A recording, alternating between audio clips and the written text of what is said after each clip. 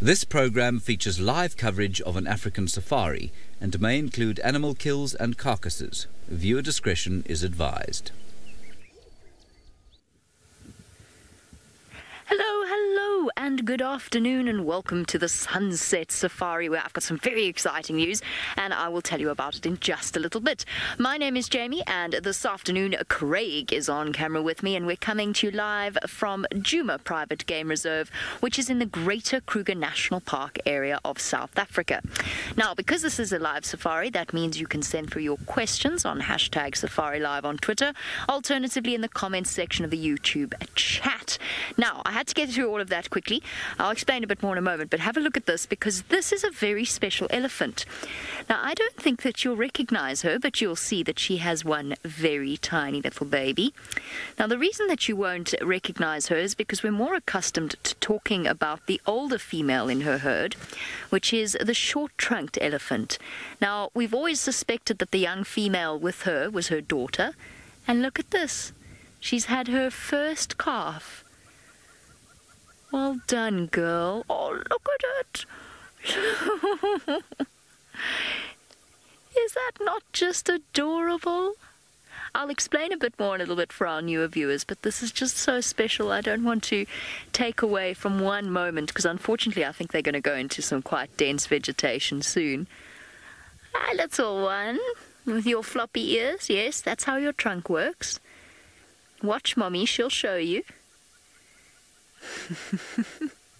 Oh, Mom, you're going to lead it straight into the pile of sticks. Gently, gently. Gently, gently. Over you go. Oh, don't kick your baby in the head. Look at the way it keeps tucking its trunk into its mouth for comfort. And smelling. Oh. Well done, girl.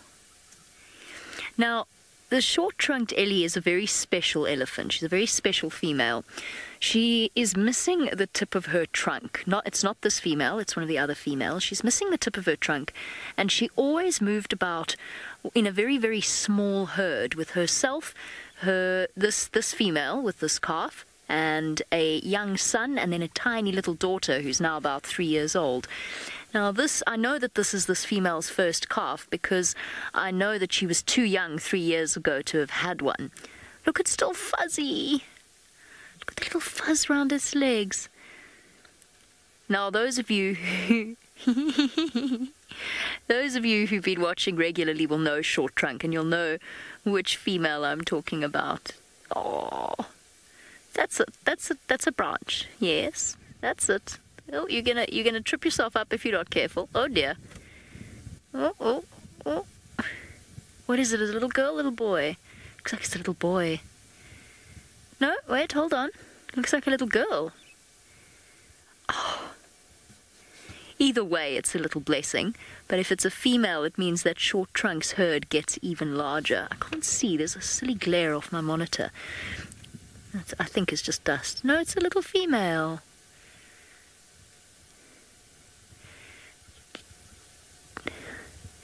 Ladybird, you say that is the cutest. I know, it's enough to make you forget all about the heat. Apparently it's 30... What's it again? I've forgotten, Lou. I'm so sorry. 37 degrees Fahrenheit this afternoon? And 98 degrees Fahrenheit, although it's cooled down a little bit with a storm blowing in. Oh. Look at its little knees. I don't know why I find baby elephants' knees and elbows so fascinating, but I do. I think it's because they're quite flexible. I'm so happy it's a female. I know I said that it was wonderful if it was both ways.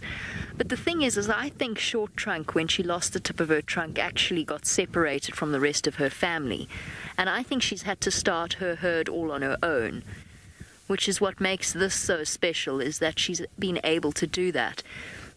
Now, although she's perfectly safe where she is, probably at some point in her earlier life, she encountered a snare, which is a piece of metal that is set out by people looking to catch antelope and bushmeat.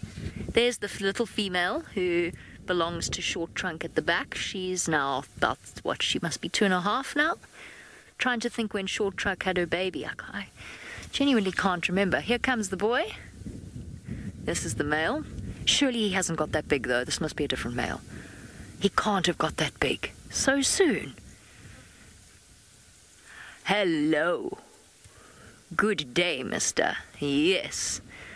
You are very intimidating. I'm hugely intimidated. That surely can't be Short Trunk's son. He can't have got that big that quickly. Could he? I can't remember what... You know, I've been just as guilty. I've always paid more attention to Short Trunk and her females in the group, and not him. I don't think it can be him. No, it could be. It must be. He's just got... You know when you go away from a place and you expect everything to kind of stay the same? You know, all the kids must stay the same age and all of that. It's a little bit how it is with animals. Now, I've been away for 1.5 years, and Hosanna's decided to grow, and I know I've been back for a while, but it still takes some getting used to. Oh, I'm so happy. I'm so chuffed. I'll show you Short Trunk in a little bit. She's the female standing at the back there.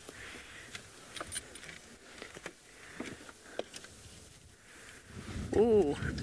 Now what, Steph? I'm just going to shuffle forward a little. Oh, no, hold on. No, I'm going to shuffle forward. Just so we can see Short Trunk. You want to know how you can tell the gender of an elephant at such a young age? It's actually quite easy if you get a good view of their genitals. So with females, if you only see their heads, let's have a look, see if we can have a look at the adult female over there with the baby. Now, oh, there's Short Trunk. She's coming along to the left. No, don't disappear. I'll have to show you a picture, because it's actually quite a detailed conversation that we could have about the sexing of elephants.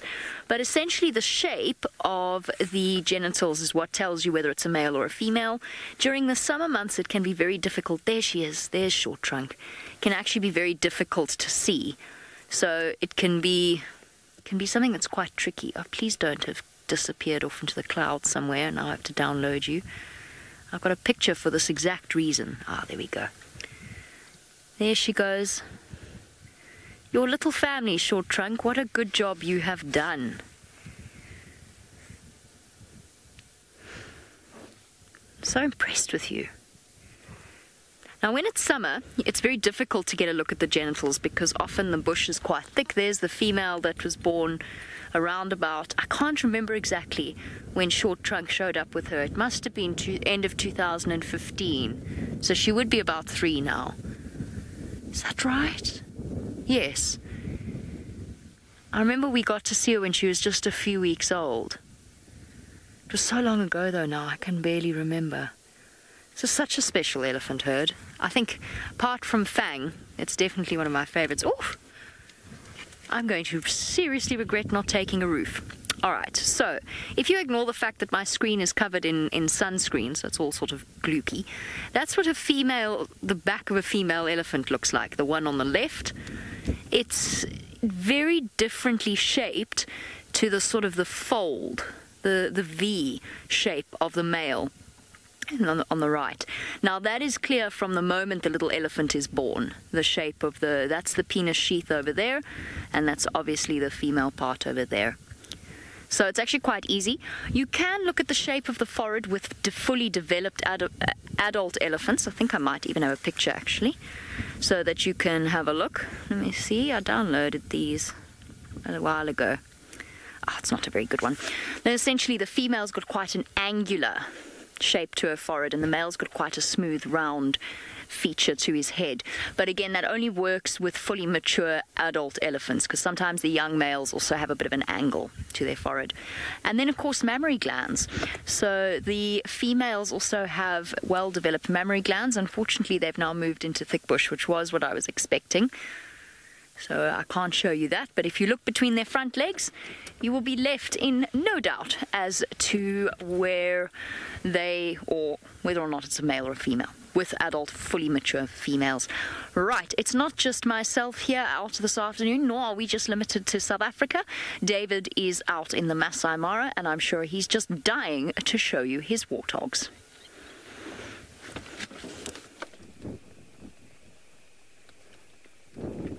Hello and a very welcome to the Mara Triangle, and well done, Jamie. I mean, I have known Jamie to be an expert of hyena, but I think slowly and surely she'll soon be becoming an expert of elephants also. Now, I do not have elephants here, but I got something very different. We got smaller animals than elephants. Number one, we got that pig that's just trying to uproot any grass roots she can get and any tubers to feed on. And behind her, we got the wildies, the wildebeest, and the zebras. And this is in the Mara Triangle. And my name is David, and with me today is Bungay. And hi, Bungay. Very excited because the rains have started to come. It feels we're getting a little bit of spitting at down. Because we have about 29 degrees Celsius and about 84 degrees Fahrenheit.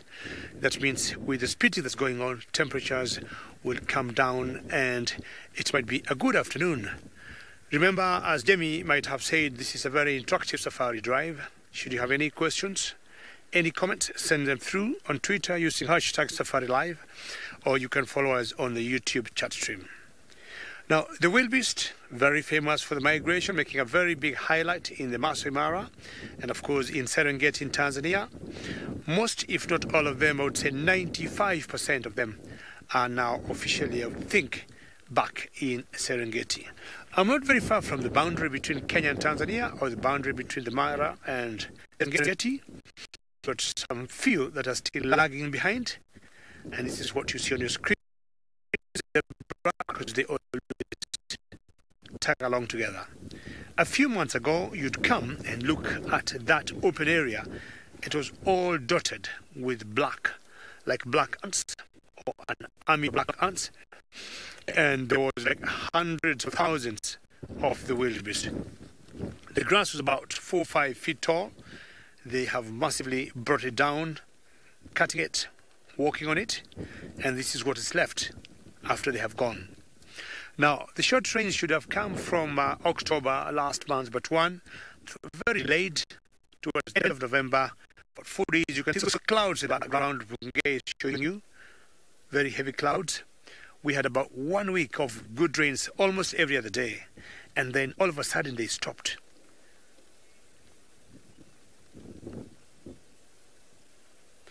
But in the meantime, we'll be watching and see. We said she was not the only one, and I'm also not me and Jimmy. We also got another girl in South Africa who would like to say jumbo to all of you.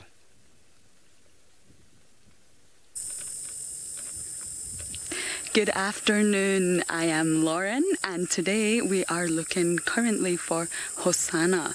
He is somewhere in this area, so we're going to drive as we talk and try and see if we can find our favourite leopard.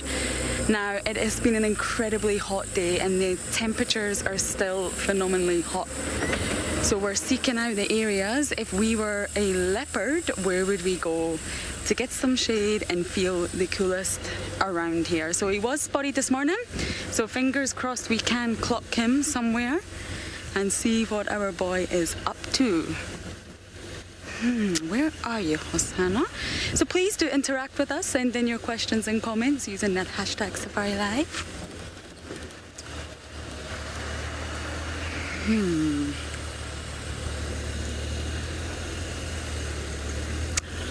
Cannot locate him at the minute, but we're going to keep trying.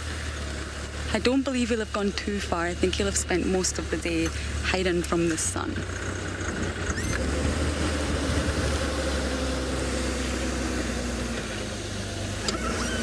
Oh, I just looked up. There is actually some cloud cover coming in. Now, isn't that wonderful for all of us? Get a break from the intense heat that we've experienced today. So that might bring some cool climate, and that would be very...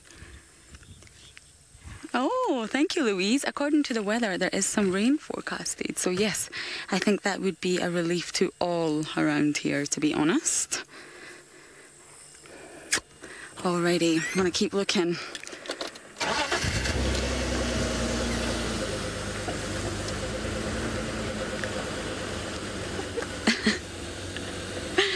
James is laughing in the back. I did actually forget to mention my cameraman is Mr. Hendry himself. What kind of accent do I have, Jacqueline? Well, I am Scottish. Yes, I am from Scotland. A lot of people find that I am Australian. I have actually even been told that I sound South African, but I am from Bonnie, Scotland. Fabulous question. Oh, bumpy road. Okay, this would be the perfect area for a cat to seek out some shade.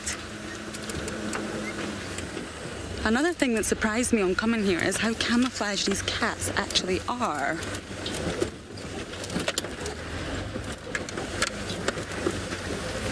Oh, we have an interesting question here. How far can leopards travel in a day? I'm actually not too sure, but I would guess around about maybe 10 kilometers. But I'm not entirely sure about that. But in my experience spent around Hosanna, he does like to stay in the same place for a long time. Especially on hot days, he'll become much more active at night time when it definitely gets a little bit cooler and there's more air around for him to breathe. Okay. So there is 3 pairs of eyes on this vehicle at the minute. So surely we can find this boy. So while we look, and we won't give up, let's go over to Jamie to see what she is looking at.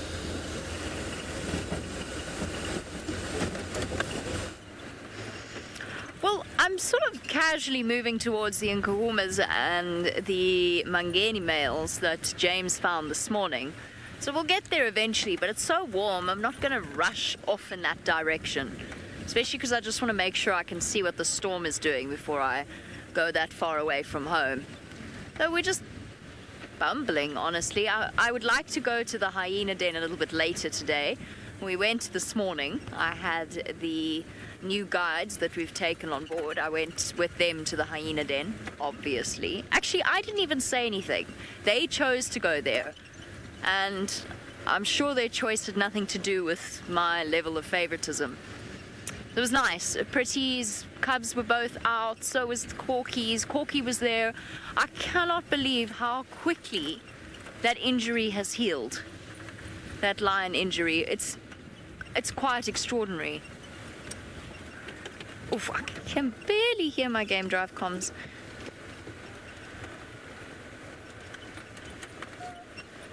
Oof.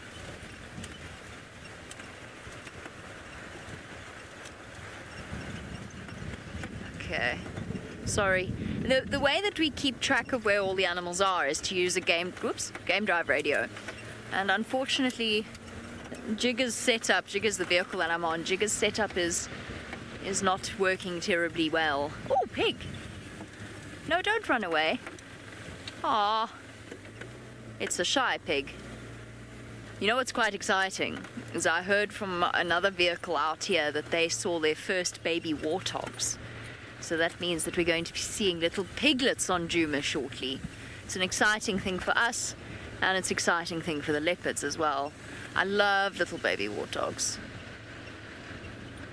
I mentioned that it's quite hot. I think what we'll do is probably pop past Chitwa Dam at some point. We'll just go see if there's any Ellies having a drink or a swim.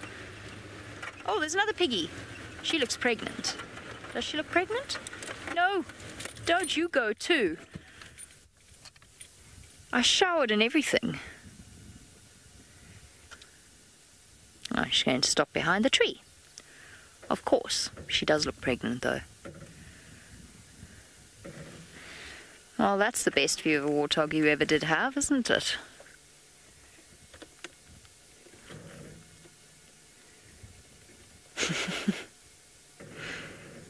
I'm going to have to take my foot off the brake. It's not Craig, it's me. I don't know why I've got out of that habit. Usually when we stop, immediately we need to take our foot off the brake so that the car doesn't do exactly what it was doing, which is creaking forward. I've got really bad at it lately. What else? What else do we have around here since the warthogs are not being cooperative? Is that a tortoise or a rock? The tortoise shell. Was that always there? Was that there this morning? I don't remember seeing that this morning, and I stopped at this waterhole. There it is. It looks very much like a rock. I was hoping it was a leopard tortoise on its way down for a drink, but I fear this leopard tortoise had the last drink of its life not so long ago. How very unfortunate. It's quite a big leopard tortoise as well. Oh dear. And this, by the way, this beautiful, beautiful area is called Treehouse Dam. And over there, there is a hammerkorp, which I think might actually be the first hammerkorp I've seen since I've been back on Djuma. Well, that's good. A sign of things to come. The rain is back.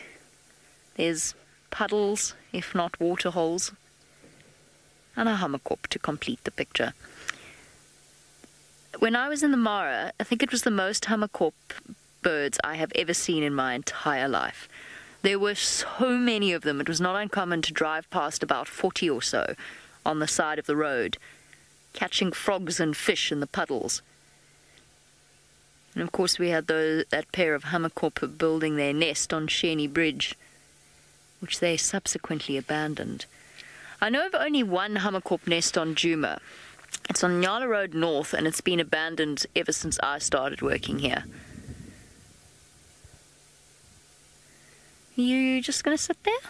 Yes? Yes, you're just going to sit there. No, we're going into the water.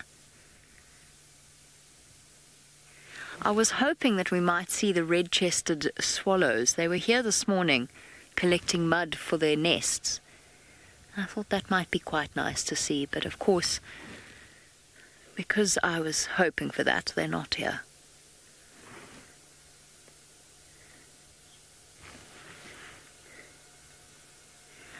Ah, David, yes, there is actually a belief that hammerkorp bring bad luck, although in this case I think all he's really doing, or she, is keeping the swallows away. So there's a belief apparently that if a hammerkorp flies over your house, or perhaps it lands on your house, depending upon where you hear the story, it will mean that your house is going to be struck by lightning. Given that there's a storm rapidly approaching us, we'd better hope that this hammerkorp doesn't come flying over the car. They are, of course, not bad luck, but there is that association with them. Now, one of the reasons, apparently, now I'm really speaking with second-hand information here, because I obviously didn't grow up in a family where these stories were common or anything like that, but my understanding of it is, or the explanation behind where its bad reputation came from, is because they make the biggest nest of any individual bird. So these massive, massive structures, those nests are often home to other things. Sometimes snorks? Sometimes snorks test in the top of them. Sometimes good grief, what happened there? Reset, hard reset. Sometimes storks nest on the top of those nests. And you also get other small birds nesting around the side, and sometimes you even find that snakes move around their nests. So what it led to was this belief, because people would see a hammerkorp fly in, and the entrance to the nest is so well hidden that it's almost impossible for the hammerkorp to be seen as it goes in.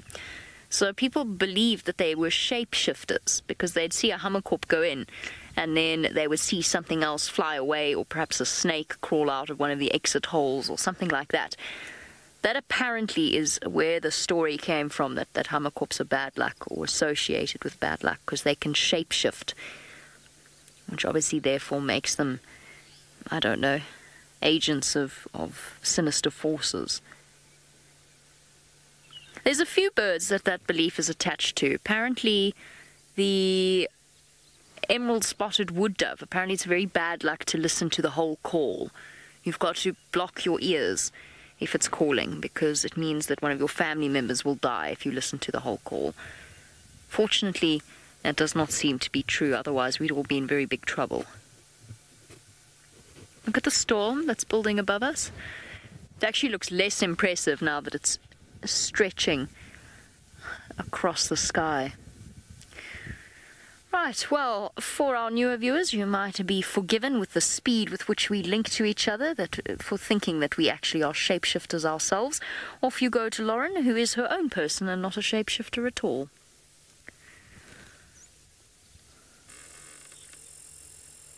Yes, indeed. So we haven't quite located our leopard yet, but we do have a lilac-breasted roller, one of the first birds I encountered here, and it still ranks on my top favourite. It is just a really pretty bird. It's comprised of about 7 different beautiful colours, actually, really unique colours, and it is just absolutely gorgeous. So you can see it's just wobbling a little bit at the top of the tree here. And of course, these guys are famous for their acrobatic antics in the sky. Oh, there was another one flying above. Interesting, there was 2, but that one's flown off. And I did see one doing the acrobatics in the sky the other day. So it would be awesome if we could capture something like that for you. Look at him moving in the wind, isn't that brilliant? Yes, they definitely have to be one of my favourite birds, I must say. Now, these birds eat insects. So he's obviously perching on the top of the tree just now, but they do eat insects. Good afternoon, mobile station. Can I have an update, please? Sorry, that was my radio. I'm just going to turn that down. What was that, Louise? Sorry, the game drive radio just went off in our ear. We're just turning it down.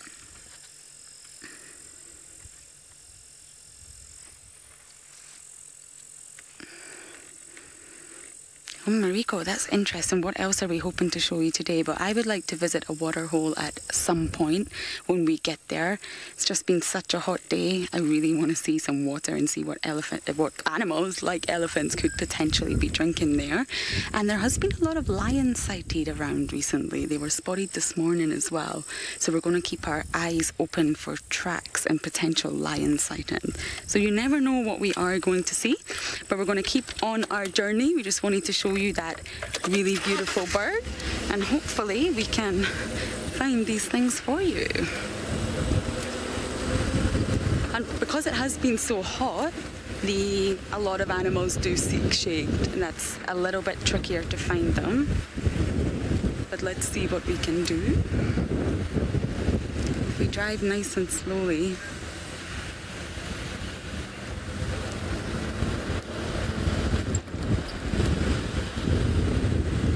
So while we keep looking, we are going to send you up north to David, who no longer has signal issues, thank goodness, to see what he has for you.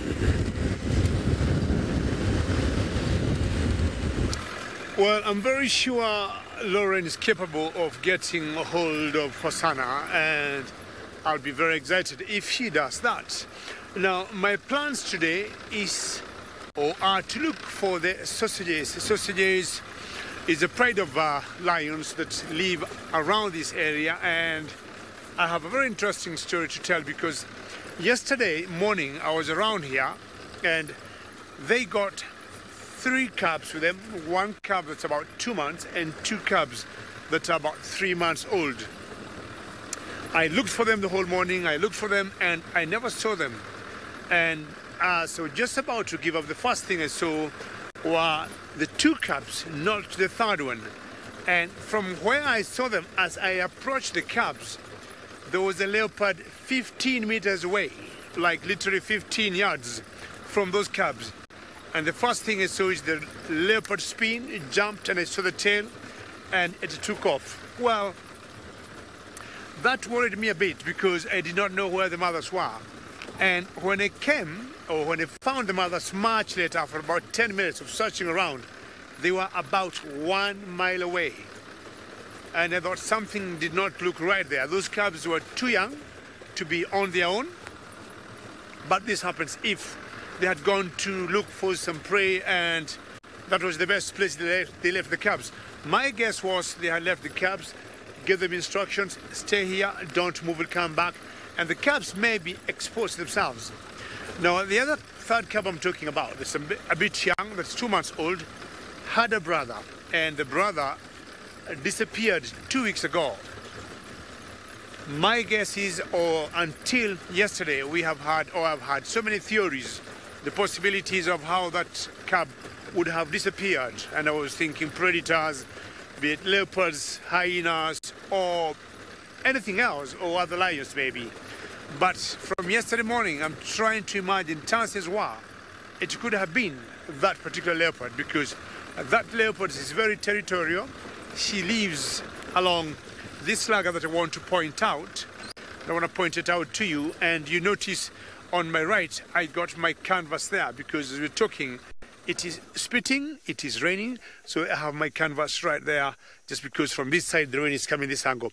Now the lager that you see in front of us, that bush or those trees there, that's where that leopardess lives. It is a female, and she was just about 15 meters away from those two cubs, and that worried me a little bit. If I will not convince myself what might have happened to that one cub, I'm wanting now to believe it must have been that particular leopardess that might have eaten that one cub.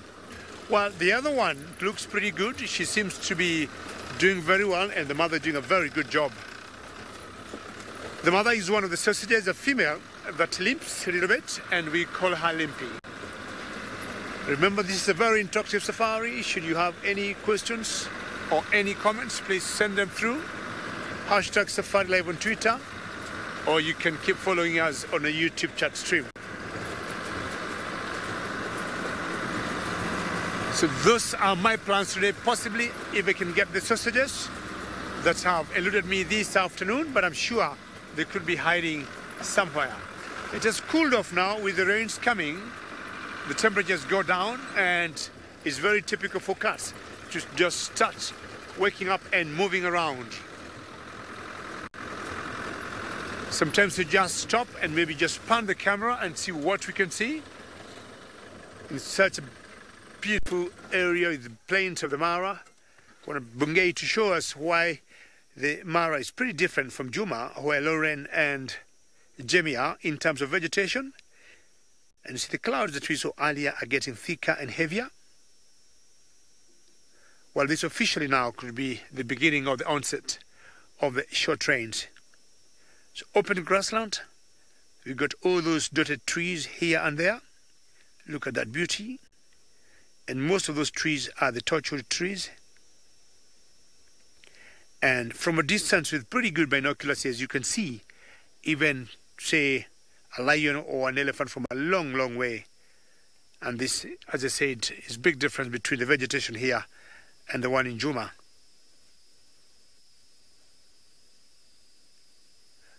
Alrighty, nothing at the moment in those plains. So we're gonna keep moving on, and hopefully these sausages, I'll see them. And the two cubs that I saw yesterday, hopefully I'm also going to see the third one that I did not yesterday. Well, having seen that vegetation, I'm sure Jamie might also want to show you the difference between the vegetation here and in Juma.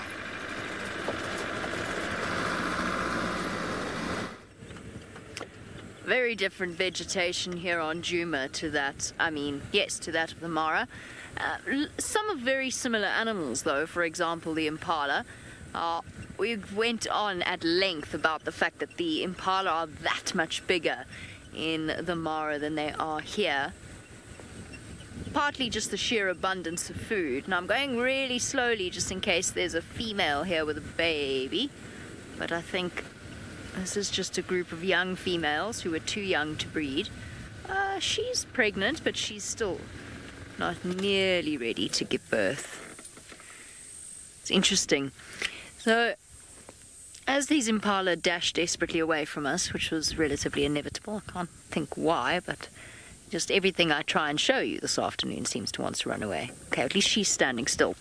Now, that is a pregnant female, but she's not nearly ready to give birth. A lot of people sort of believe that impala, and I remember being taught this as a kid by some guide when I was on a drive many moons ago, And I was taught that impala could delay giving birth due to drought or whatever it happened to be. They could wait until the first rains. That is not how pregnancy works. When the baby's developed, it's developed. When it's time for it to be born, it is born.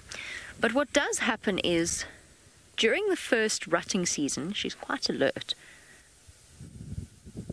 I suppose it pays to be. I don't think there's anything specific. She's just checking out every rustling bush. When the first rutting season happens, most of the females fall pregnant, but not all. Sometimes the mating is unsuccessful, sometimes the female is successful at evading the male's attentions, and as a result there is a second rut about a month later, where those females that did not fall pregnant during the first rut go into estrus again. And they are the ones who then fall pregnant at a later stage and give birth at a later stage, giving birth to what we in South Africa would term a laat lammetjie, a late lamb. You know, the children in a family who were born quite a surprise and quite late? That's a laat lammetjie. Okay. Nope. Fine. Not a single animal wants to be on camera. I'm going to go to Chitwa Dam, where at least the hippos are unlikely to go sprinting away from me. Fortunately, Lauren seems to be having more luck, or at least I hope she is. May her wildebeest stay where they are.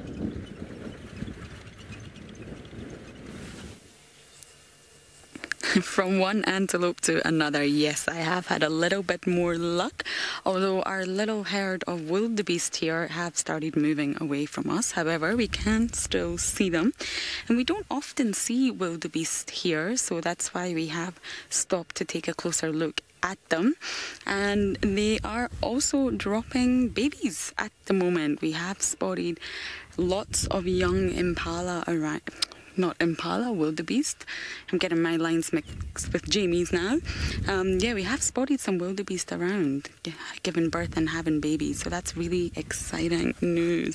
Now, they are wandering off, and there has been a few wildebeest carcasses in the area, which has of course brought the lions. So they have been around in order to feed on these wildebeest. So while they have just moved away from us, perfect timing, we are going to continue on our search for something else. So wildebeest obviously do the Great Migration. They are far more populous in East Africa than they are here. Great numbers of them up in the Masai Mara, for example, but not such big numbers of them down here. Impala way outcompete wildebeest in that aspect. But it's still nice to spot them and say hello.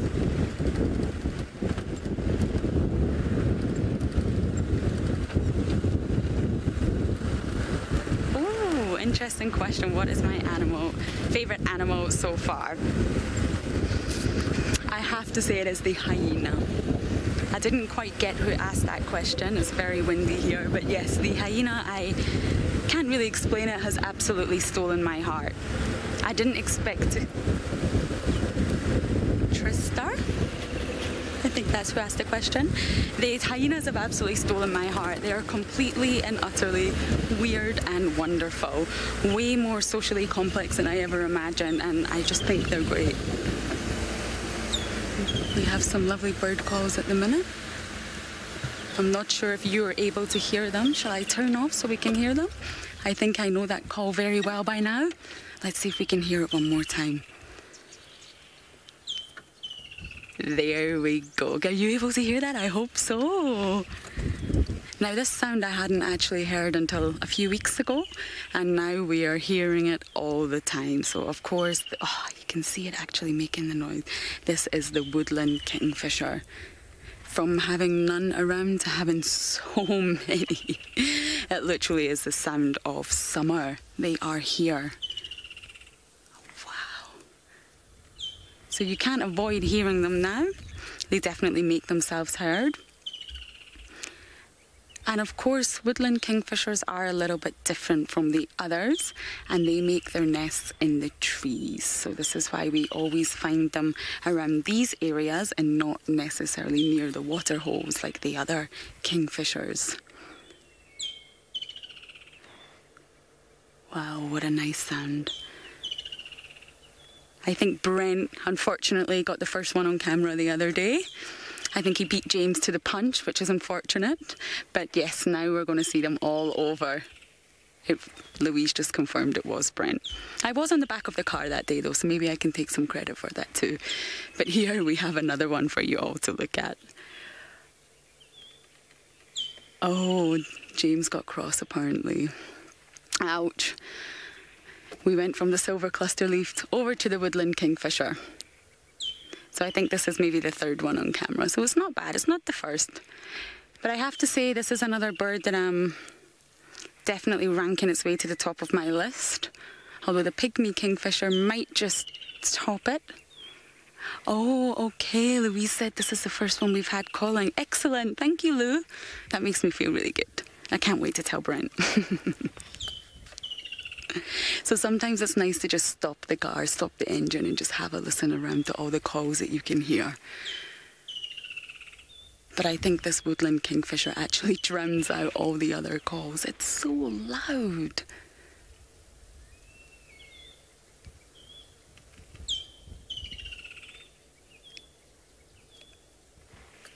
Yes, Jacqueline, it's a really pretty sound and beautiful bird. I completely agree. Although when you hear it quite early in the morning, maybe it isn't as beautiful. But yes, it is a lovely, lovely sound. Look at it. You can literally just see it calling. You can see it perching there. Kingfishers actually have quite weak legs. Their legs are not so strong. So they normally just perch on the trees like that. You won't really find them walking on the ground so much. Wow, it's still calling.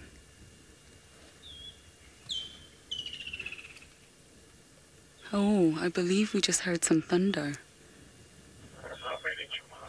Oh, thunder, how ominous. So we have a bird calling and we have some thunder rolling in. I wonder what weather will come.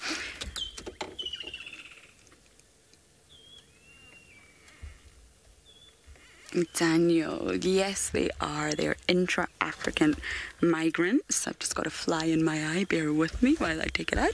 Yes, so they do arrive here at the start of summer. So since I've been here, I've only recently just started to see them arrive. Of course, they come for the rain. So if it is a really dry season that we're about to have ahead of us, you may find that they might leave a bit early.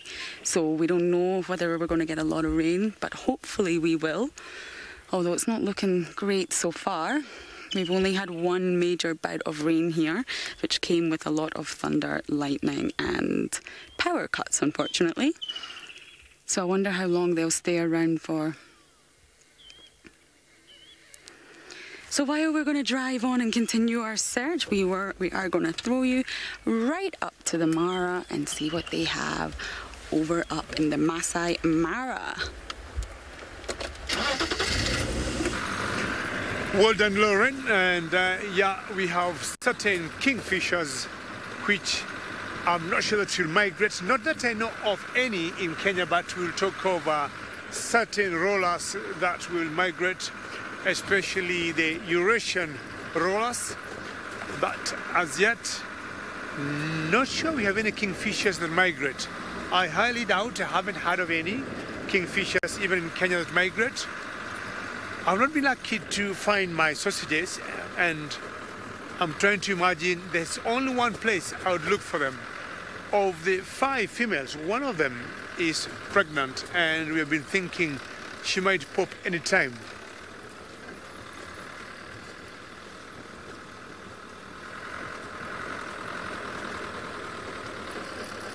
First up, good question. Will leopards kill lion cubs because they're territory or for food? I would say for food mainly, because you'll get in one territory, for example, in a particular area, give it about 20, 30, 50 square miles, you might get 2 different species of cats, you know, in the same area.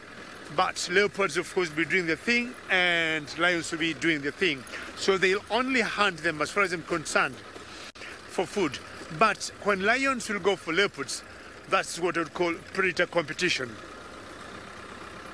But of course, if leopards think that lions will be a concern for them in terms of getting food, they'll not have a problem to bring down the lion cubs, as we are watching some elephants coming up in front. So the dynamics of cats are very interesting. So you get same territory with leopards, same territory with lions, but once in a while you'll always see them going for each other. When other predators come in, we'll be talking about hyenas, for example. Breeding herd here of Ellis. There's a very big cow in front, and most likely that's her calf. I don't know how big this one is compared to what Jamie had before. So the elephants now will be ruling the savannah until the wildebeest will come again next year. Somehow elephants and the wildebeest don't get along very well. Either they're always too loud, the wildebeest, and Ellis do not like that. Very majestic. When we look at the elephants here and the elephants in South Africa, I've always thought the ones here are a little bit bigger in size and more rounded. I'd want Jamie and Lauren to give me a feedback on the same and tell me what they think. But the colors are ideally the same. Big numbers. When we were talking about me and Jamie about the vegetation, you can see how here from a long way you can see Ellis just walking and meandering in the savannah that you can spot from a long distance. This area a few months ago was all dotted, or we had like so many wildebeest look like flowers. All of them are gone, and you can see the grass is not as high that these calves can easily walk through. They keep going, not picking anything, but chances are they're looking for particular shoots or small little plants like there on a small little termite mound. Termite mounds will always have some molds of gardens below where they are, and because they'll only eat dead matter, anything that grows on top of the mound is always very healthy.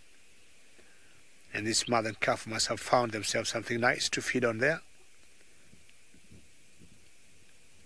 The African elephant, both males and females, having the tusks, unlike the Asian elephant, where it's only the males that will get to have the tusks.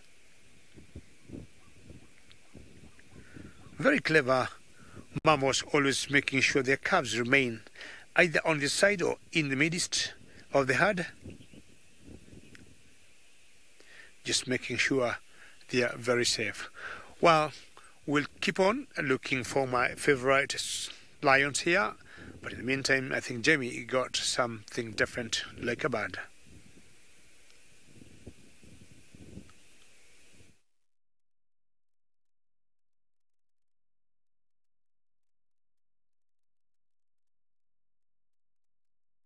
Did I count that right? They're bopping in the waves, I can't quite tell.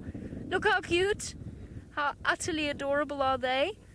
Spring is most definitely here, and with it comes the baby boom of the Lowveld, and or at least one Egyptian goose pair, has had 7 little goslings. And they are utterly adorable, Craig. I want one. I would never take one away from the parents, obviously, because that would be horrible. They belong in the wild with Mum and Dad, and Mum and Dad are such caring and loving parents. Well, I mean, you know, even the Buffelshoek Egyptian goose parents have done their absolute. We saw how they saved their goslings' lives from Hosanna. Admittedly, they have not been very successful. Shame, it's so windy that the poor goslings are surfing. Look at them bobbing about. Aren't they just so adorable? Well, absolutely everything wants to eat a gosling. I mean, apart from us, of course. Crocodiles, leguan, and all sorts of things. Right. All or most species of birds at the moment are thinking about having babies or caring for babies. Lauren has found another large bird species that might be doing just that.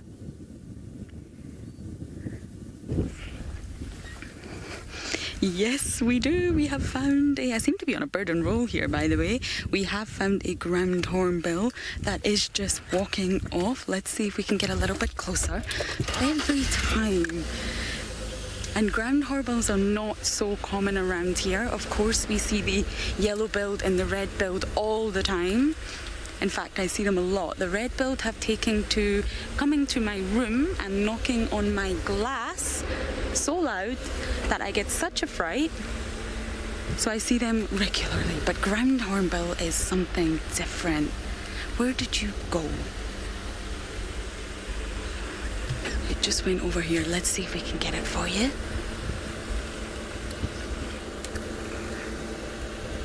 Okay.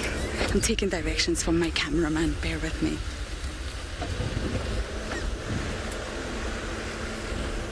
Every time just waddles off. I think we lost that. Let us keep going. Let us keep going. It's like they know when the camera's coming on them. They're like, oh, we're just going to hide now and make it really difficult. It's a beautiful bird, however. We really want to show it to you. And of course, ground hornbills are actually really endangered. They're on the IUCN endangered list. Have we lost it?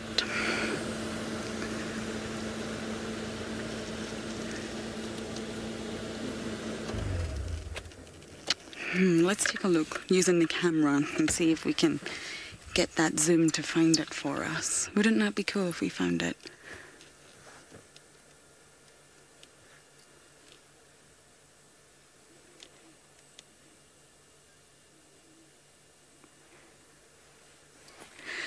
No such luck. I thought I was on a bird and roll for a minute here, but the ground hornbill has defied me. So sorry for that disappointment. We will keep our eyes open for it. We're almost at the dam now. So while we head there, let's go back to Jamie. It happens, Lauren, no sweat. Birds and live wildlife filming is a tricky one. Fortunately for us, our geese are unlikely to go flying away, although, I mean, everything else has run away from me this afternoon. Look how cute these little ones are. They look like they're having a nap now, all tucked up together.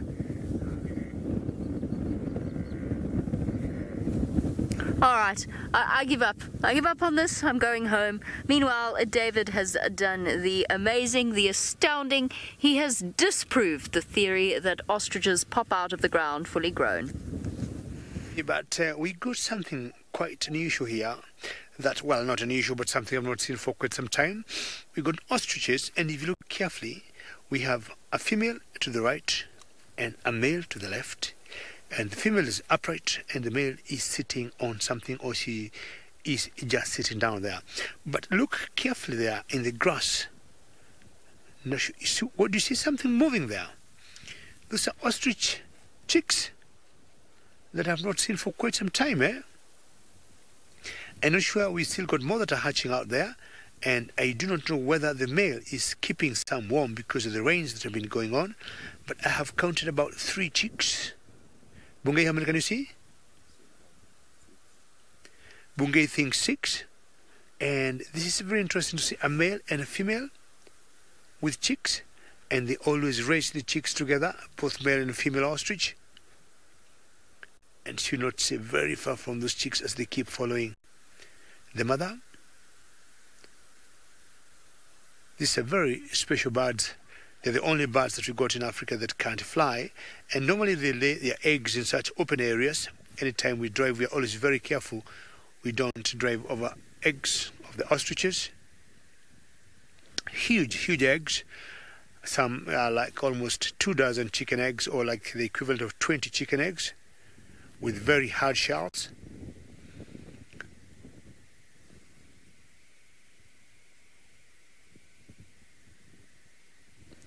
Lily, great comment, and look at their age and look at their size, and imagine one day they'll be the same size.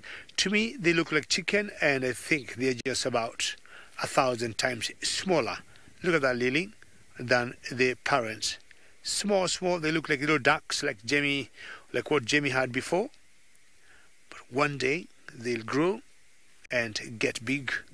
I was saying the ostrich eggs are very hard because they'll always make sure they don't get predated on by certain, say, monitor lizards or other birds. That's one of the ways to keep them safe, because they are always hatched in open areas. There's the female there, and unlike many other birds where the sexual dimorphism is quite a challenge, the ostriches are in black and white, females being greyish, brownish in colour, and the males being black and white in colour. Some could have anything from 5 to 25 chicks, but somehow these particular chicks keep following the mother. And not sure why the male is staying laying down there, whether it's still got more eggs to hatch. But what I found out here, there's one chick very close there to the male. Don't stay away from Papa. I have found out when they are incubating their eggs, the females will lay on the eggs during the day and the males at night, just because they tend to blend better that way. And I'm sure we have all heard the proverbial saying, burying your head in the sand.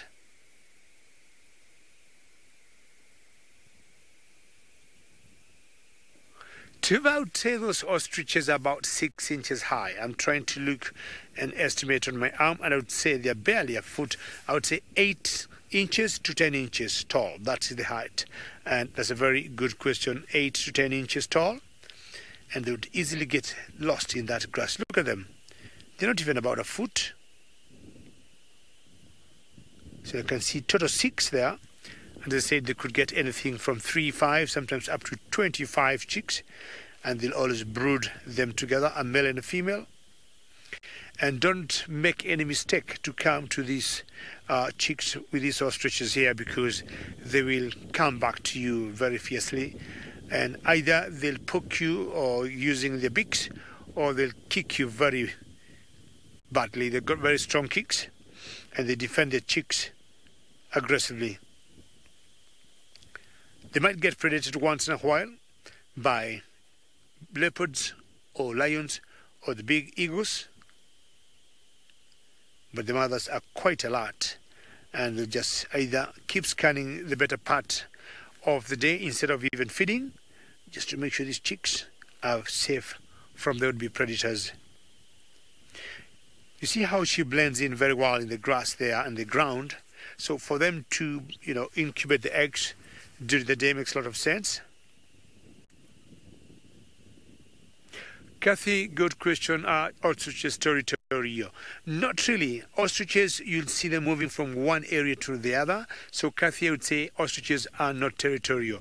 It's very difficult to see an ostrich at the same spot for a long time, unless, of course, like these ones, they have eggs and maybe they'll be hatching in that particular area. They'll be territorial for that period. Once they hatch out, the chicks are strong and able to move. Let's go look for seeds, let's go look for grass, let's go look for small insects, and we feed. Now that's the male. He just rose up, and you can see he's like almost completely black in color, with the tail feathers being dirty white, just because of the rains going on. Maybe he got lots of mud on himself. So bending down now, either to look for some seeds from the grass and some chicks to his left, moving, and the chicks are like, shuffling between the mother and the father, or the male and the female.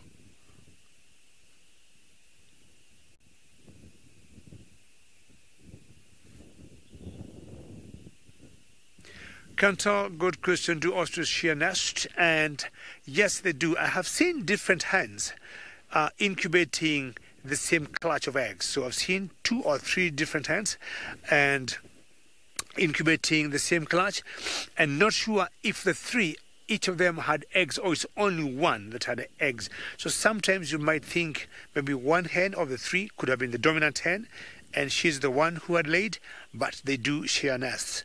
And also, when it comes to bringing the young ones or the chicks, you could see 2 females, 3 females, a male and another male. But ideally, this is always the dominant female and the dominant male. Very fast birds, and I'm sure the mothers or the males will always train their chicks, because the first defense for ostriches is speed. Anytime they feel concerned by any would-be a predator, they take off and they fly low. They would more or less have the same speed like a cheetah.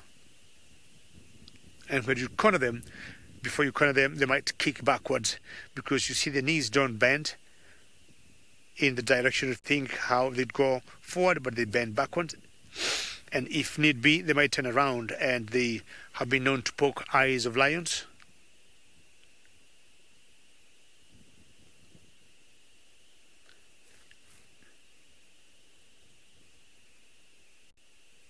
Christy, do ostriches mate for life? I do not think so. I am not 100% sure, but I would highly doubt. I do not know anybody have researched on ostriches and followed them closely, like people have followed lions and hyenas and cheetahs, researching on them. I do not know that that has been done locally here or anywhere in Africa, but I would give an answer that I'm not very sure of, that they do not pair or mate for life. You'd get one female, mating with a different male this time, one male with another female, and I highly doubt they mate for life. Unlike the Egyptian geese, like what we saw, with Jamie, or certain eagles, like the fish eagle, that we know they're very monogamous. This one, I highly doubt they do that. The chicks are so small, they tend even to disappear in the grass. But either way, the males will take advantage of feeding, and the female and the chicks will be learning something from them. Fantastic. I feel very excited having seen these ostrich chicks that I've not seen for quite some time. But I think Jimmy got some animals living close or in water.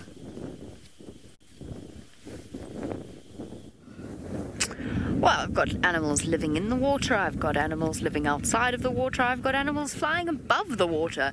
It's all go, go, go at Chitwa Dam. Actually, it's quite quiet here for a normal afternoon at this time of day. I don't know where all the animals have gone, but they appear to have vanished. Fortunately, there are lots and lots and lots of hippopotamus in this dam. I have been trying to count them, but of course the difficulty with counting hippos is that it's quite difficult to determine where one begins and the other ends, or whatever, you know what I mean. Particularly when they're underwater for an extended period of time, usually around about 60 seconds or so, up to 5 minutes, and at a maximum up to about 11. So trying to count heads becomes really very difficult when they keep bobbing up and disappearing down, and often coming out at odd places.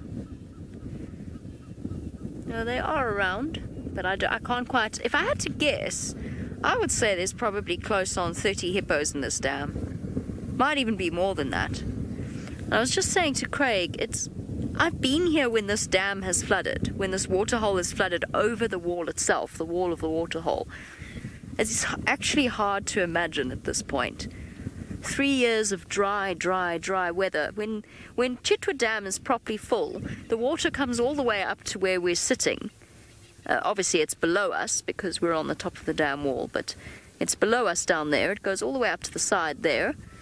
And that little island is probably, the tree doesn't even, you can't even see the base of the tree. That's underwater, and you only see just that little bit of the island. Oh look, a crocodile. Let's have a look at that. There we go. Little baby crocodile. I'm sure is desperately hoping for... Oh dear. Craig, I think we're getting rained on. I did not expect this. Well, at least, you know, speaking about the dry season, at least we actually are getting a little bit of rain. Although it's going to play havoc with our plans for the afternoon. Given that I don't have my rain covers on, I think we're okay for now. Can't really tell. Apparently Taylor nicknamed this little baby crocodile Snappy. Original. It's Snappy the baby crocodile. Taylor, I miss you. I need you to come back and name the little goslings as well. You can name them after the 7 dwarves or something like that. Happy, grumpy, sneezy.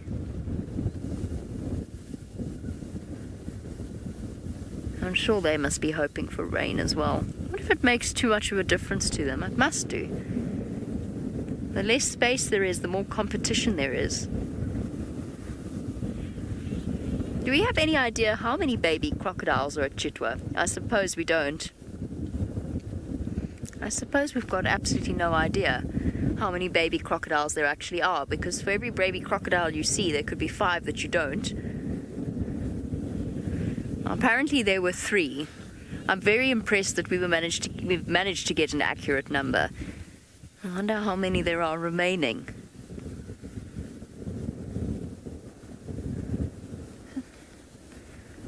Oof. This wind, this weather. Totally unexpected.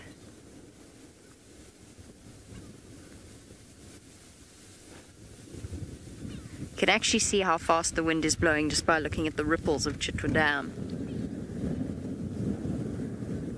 There's nothing here today. It's very unusual. Usually there is something that I can show you. Usually this entire area around the dam is full of antelope.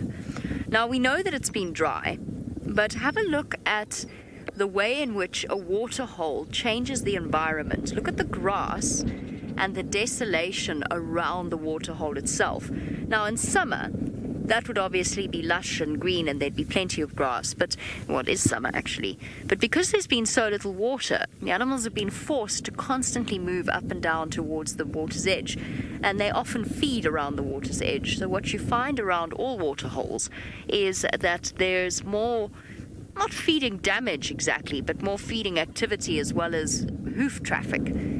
A herd of buffalo walking up and down, 500 very large animals will have an effect on the soil.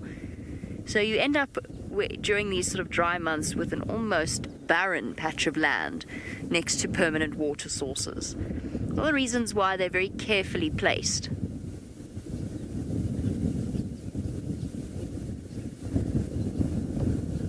Craig, I think we're about to get drenched. Yeah. It's like being in the Mara. I'm trying to decide. I can see there's a lot of rain over there. I can't quite work out how far away that is. Now, the thing about these summer thunderstorms is that they tend to be quite localized, but the problem is I'm starting to hear thunder as well. And I did see a brief flash of lightning.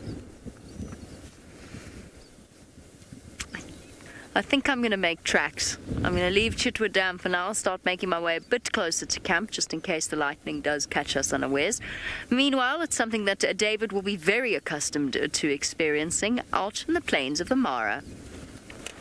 Oh, sorry, Jamie, but I'll tell you what, the rain pattern in Africa the last, 10 years or so have been very erratic. We all leave the camps with not a single sign of, the heavens opening or getting any storm. And we're out there and out of the blues, boom. That has happened to us many times. So, Jamie, don't worry, you better run, because these ostriches are also wondering, if it rains, what are they going to do with the chicks? Now, from a distance, from where you see those ostriches, if you pan to the right, Bungay, you can see a huge wall of rain, and I want to let Jamie know she is not alone. We are also very prepared. Very good, exactly. Look at that. And you saw at one point I had my flaps down because it was spitting and it was getting bigger, but that one, the good news are, it's not coming to where we are. We know our pattern of the rain here. When the clouds build, we know where the rain that will hit us will come from. So we were in that particular direction and we had to dodge the rains and maybe come to these ostriches. I haven't left them. I've been hoping they'll come closer to the road so that we could see the chicks. And you can see the male there. That looks like a greyish tail. It should be white in color when he is clean. But if he has been, incubating the eggs or have been on the nest. Definitely because of the little dust that you'd get on the ground. It makes it look a little dirty or greyish in color like the female. But males and females for ostrich are very different. Now you can see 2 chicks between these ostriches. And Bungay thinks there are many. We counted up to 6, then lost the count. What is the final number you had, Bungay? 5?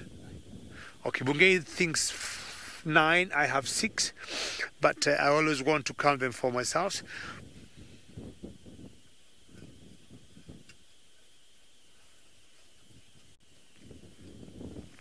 Kimberly, will the baby ostriches survive to adulthood?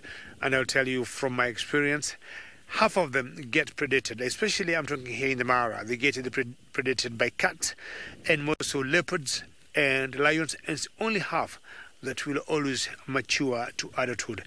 The other challenge they face, Kimberly, are eagles, and I'm talking about, for example, the martial eagles. Martial eagles will always fly down and just come lift them up. If they're unlucky, I have seen pythons also going for them.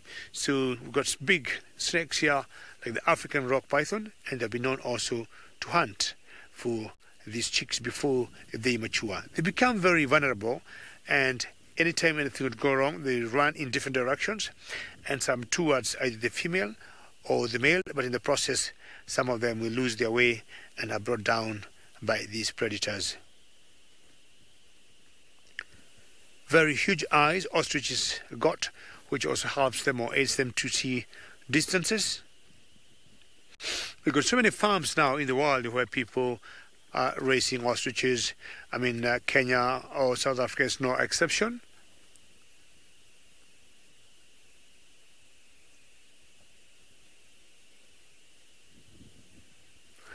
Nuyan, good question. How long will they take for them to fledge and become adults? I'll give you that answer at one point on the drive today, but tentatively our guess is anything from 6 months to 1 year. They'll have fledged, they'll have wings, and they'll be, almost independent. But most important, as much as they fledge and have wings, I'm sure, Nayan, ostriches do not fly. I've always wondered why they have the feathers, but maybe the feathers would help them to keep a bit cool. And I was talking about people raising ostriches all over the world, and more so here in Kenya. We have had the medical world talking about ostrich meat, which is very good with maybe 0 or minimal cholesterol comparing to other meat that you get in the butcheries, and having very solid bones. And you can see the chicks walking there and not very far from the male there. Not sure if the male, as he walks, he disturbs any insect on the grass there. The chicks will jump onto it. And I'm saying ostriches having maybe solid bones could be one of the downside for them not to be able to fly. I would say solid bones could be quite heavy. People have utilized or have harvested ostrich skins to make shoes, belts, handbags, hats.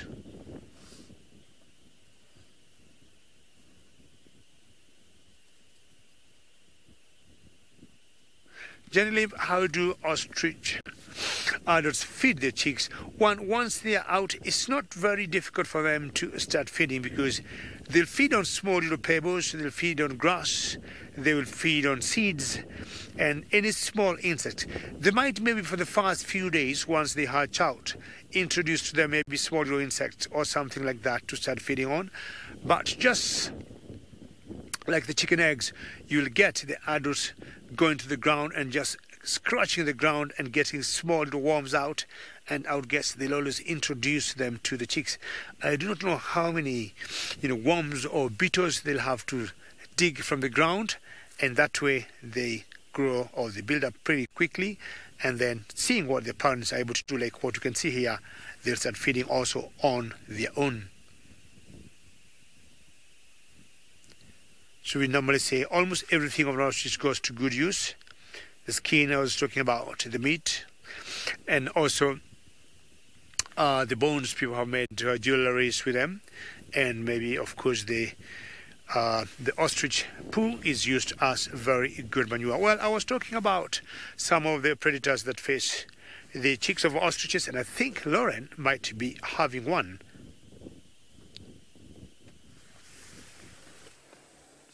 I am indeed sitting with one of the predators. We finally found him.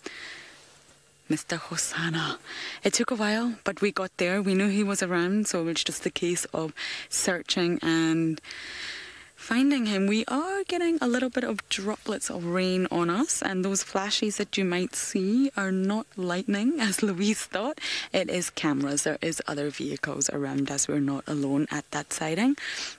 But you can see the way he's heavily panting there. He is obviously hot. Now it is starting to cool down. I'm even starting to feel marginally cooler. So I imagine he is too. But you can see he's still very, very hot. And he's been sitting on top of this termite mound. Which, oh, look at that big yawn. Which is really, really common for them to sit on termite mounds in order for them to cool down a little bit on a really hot day. So he has been in this area since this morning, so he's not traversed much around. Typical Hosanna style does tend to stay in the same area. But it's actually been about a week or so since I've seen him. Oh, do you hear that?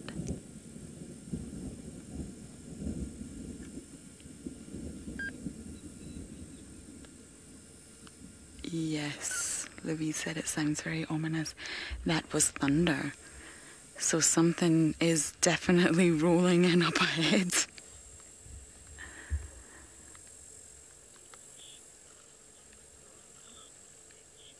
Yes, Sharon, I completely agree. It is getting bigger. Even since my short time that I've been here, I see big changes in Hosanna, just in terms of him filling out a little bit more, becoming much more muscular, and if I may say, just a little bit more like a man. Getting a bigger dewlap and just becoming a little bit more like his father, Tingana. He's still got a little bit to go. He is only 2 and a bit. He'll be 3 in February. So he's still got a little bit of growth in him. But yes, you're totally right, Sharon. He is really changing.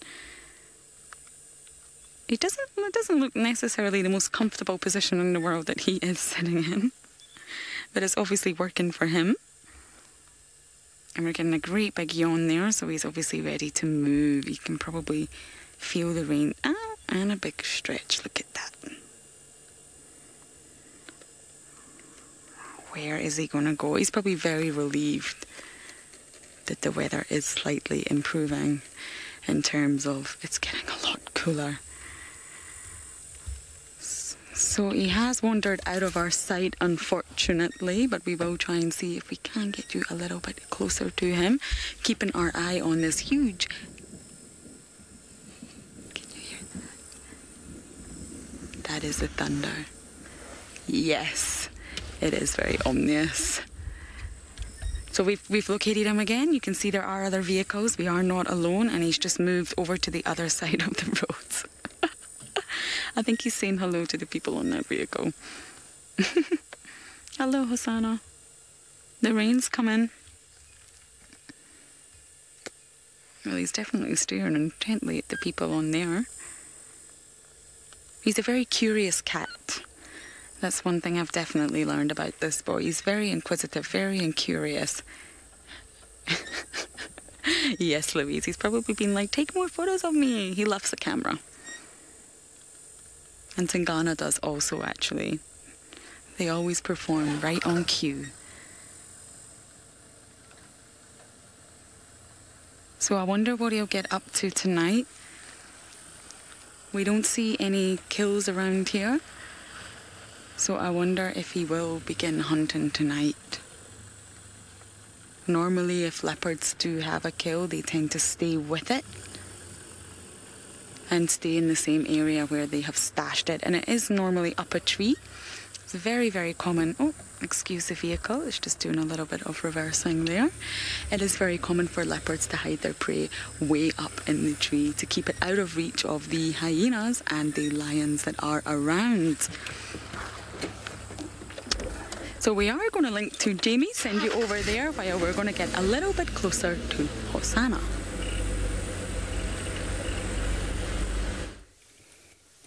I give up. I was trying to show you a baby impala, but it didn't want to be seen either. Okay, carrying on as we were. I'm afraid we're not going to the Lions just because the lightning has got that much closer to us. I think the storm is going to stay along the mountains. I don't think it's going to come here.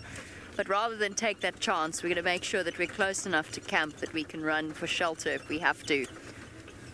Please stop running away from me, everything. What is it with me today? Am I giving off bad vibes? Okay, there. Ooh, lightning. Okay, I'm staying still. I'm far away from you. There you go. It's okay. Oh, look, it's just been born. Not just, but it's pretty recent. Looks like it might even still be a bit damp. It's only just learned to use its little wobbly legs. That's why it's so stumbly. Oh, no wonder they're so nervous. Okay, fair enough. Shame. All right. It's okay, Mum. Oof. Bit of a change from the start to the afternoon. 37 degrees we started. We've now dropped probably about 7 degrees. We're probably around, probably less than that. Maybe about 34 now. Muggy. The humidity has increased immensely. That's good. Rain over there is also a good thing. I flew over the Blyder Dam, which is the Blyder Dam is connected to the Blyder River, which is the largest green canyon, or one of the largest green canyons in the world. And that I've never seen that dam that empty. Apparently there's 7 weeks worth of water left being utilized by the various surrounding communities. It's scary just how dry it is. I've never seen the dam that empty. I've never flown that way either. There's the little one's going to pop out. Thunder rumbling off in the distance. Oh dear. Let's just wait patiently. She might relax a little bit. Spindly legs.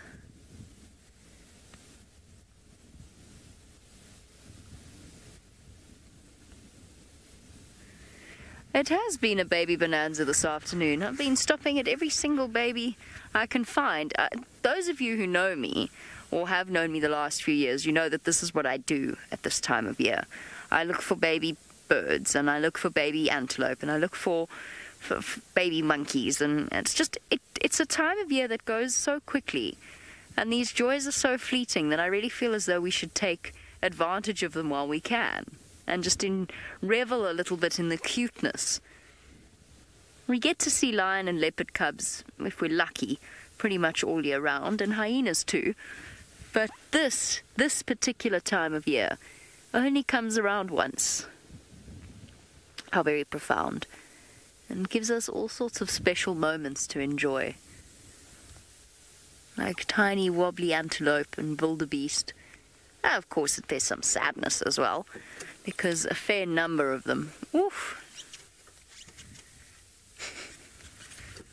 I'm going to get a little damp, Craig.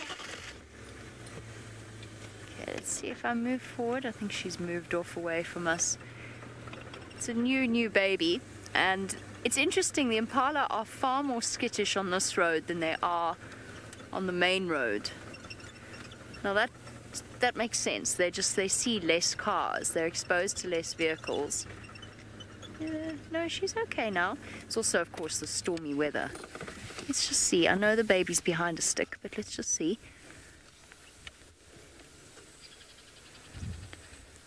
There's a squirrel alarm calling. And dwarf mongoose. Must be an eagle. Somewhere.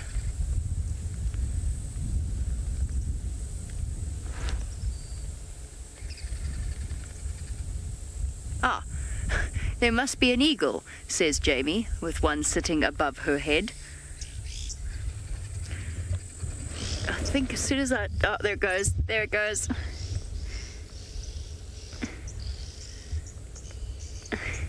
Now, Barbara, as our eagle, of course it's going to fly off as well. Hopefully the baby impala stays. You want to know if animals are afraid of thunder?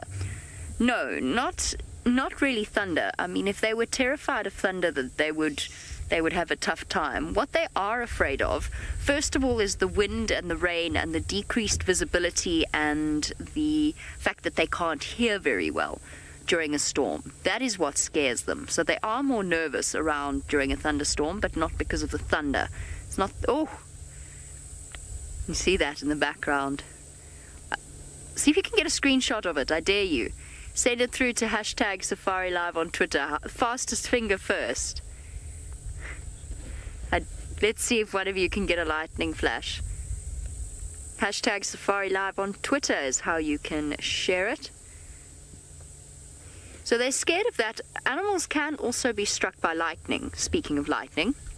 So they are wary of thunderstorms.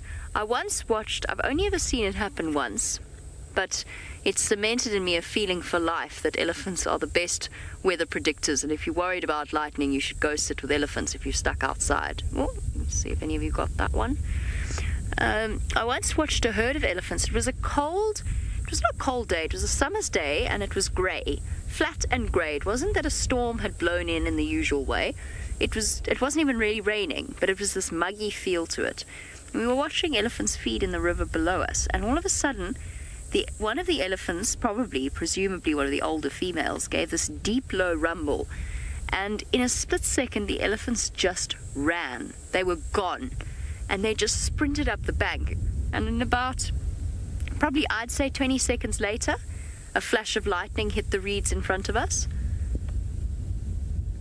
All the elephants were fine. They'd made it up the bank in time. But there was no doubt in my mind that those things were connected. They knew somehow. I don't know if they felt the build-up of electricity or... I mean, doesn't lightning go from the ground up? They must have been able to feel something. There you go. There's another opportunity for a screenshot there.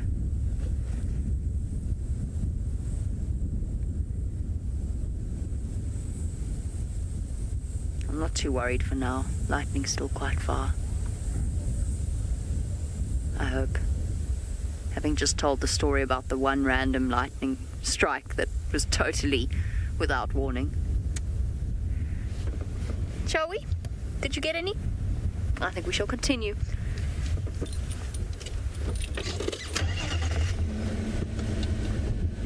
Yes. Mohammed, animals do get struck by lightning. A giraffe are the ones that take the biggest hit. Not so much here, but in more open areas. There's an area called the Free State in South Africa where giraffe didn't really naturally occur, but they've been introduced to. And it's open. It's really, really open, similar to the Mara. They often get struck by lightning there because Free State often also gets some really serious storms. So, what else? Oh, the Dacre. There was the Dacre on SafariLive not so long ago that was struck by lightning. I once found a collection of 10 dead impala around a tree that had been struck by lightning. Sort of mass death. So yes, it does happen. Animals do get struck by lightning. You'll notice that Mine has Velcro, so if you were hoping for a repeat of Brent's moment with it flying into my face, it isn't going to happen. Mine's Velcroed down. Okay, I'm going to continue on searching for things to show you, probably keep edging my way closer to home. Let's go across to Lauren and see how Hassan is doing.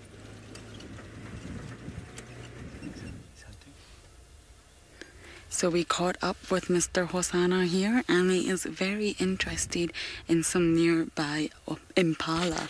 He seems to have woken up a little bit out of his sunbathing slumber, and he's becoming very alert to some impala around him just up ahead. You can see can you see him listening, sniffing, looking? Now, all the while this is going on, there's thunder and forked lightning in the sky. He doesn't even seem to notice it or even perceive it as a danger. He's only interested in the impala up ahead. So hopefully we'll maybe get to see him moving closer. They haven't spotted him for sure. And this is probably why he's stalled. He's got to play this right in order to get them... In order to make sure the impalas don't see him, he's got to play this game right and keep covered and keep quiet. Now, obviously, leopards are great ambush hunters. That's what they do. they don't hunt something if it isn't in really close proximity to them. So he's got some distance to cover before he gets to these impala. But just look at that body language. You can see that he's really interested in something. And if it's been a hot, sticky day, which it has, he's probably, I would say, getting peckish now if he hasn't eaten all day. He's getting ready to hunt. His whole demeanour has changed from when he was on top of that termite mound. So he knows he's quite a distance away, he knows he hasn't been spotted.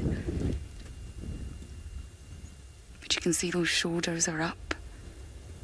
And he's constantly assessing what's going on. Look at those shoulder blades. Leopard shoulder blades are huge. They've got special muscles from getting him up the tree. And you can see them just sticking out there when he walks. And this isn't just a casual walk, this is a walk with intent. He's using the tree for cover there. Oh, the lightning around is crazy. I wonder what he's thinking when he sees the lightning.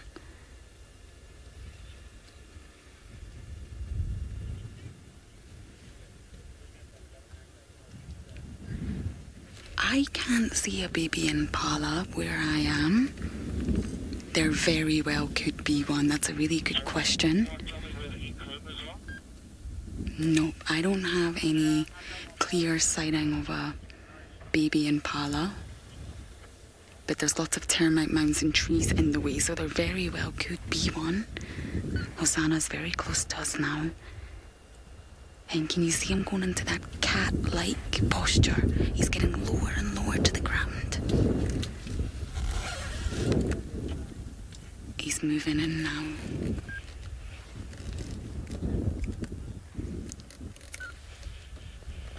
Now he's assessing the situation.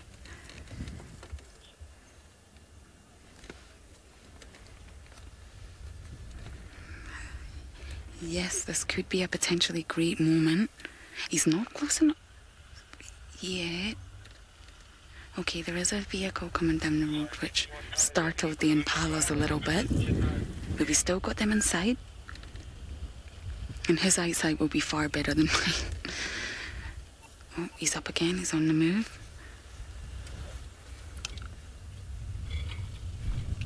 Look at him sniffing and smelling.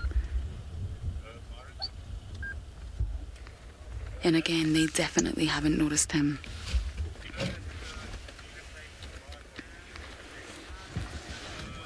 So if you notice, he's moving from tree to tree. He's using the tree as his covers here. Look at him. The tail's up.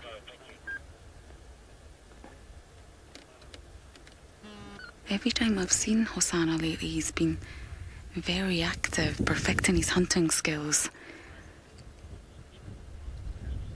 Kathy in Ohio, great job on the camera work. Yes, I think this would be a great moment to share this with the wider audience right now. He's inching closer and closer to the impala.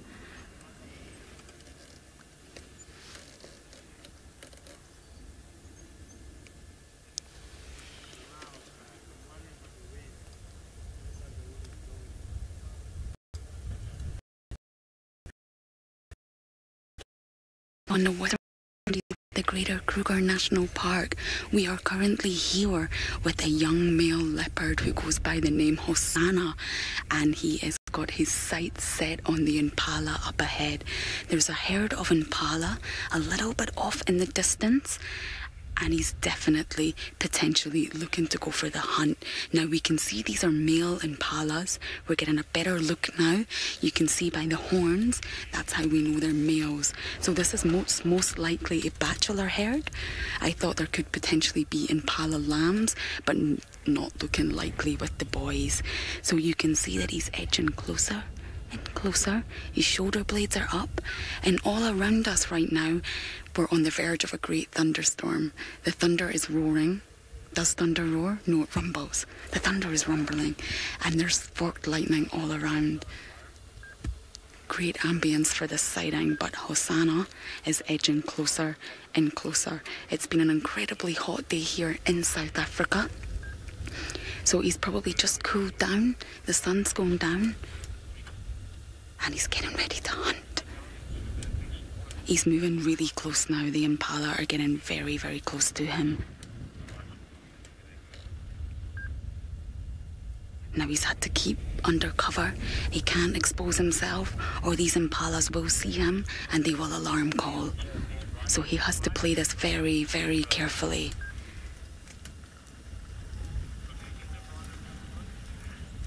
Now my name is Lauren while we're at it, but we're going to keep our sights on Hosanna so that we don't miss a thing.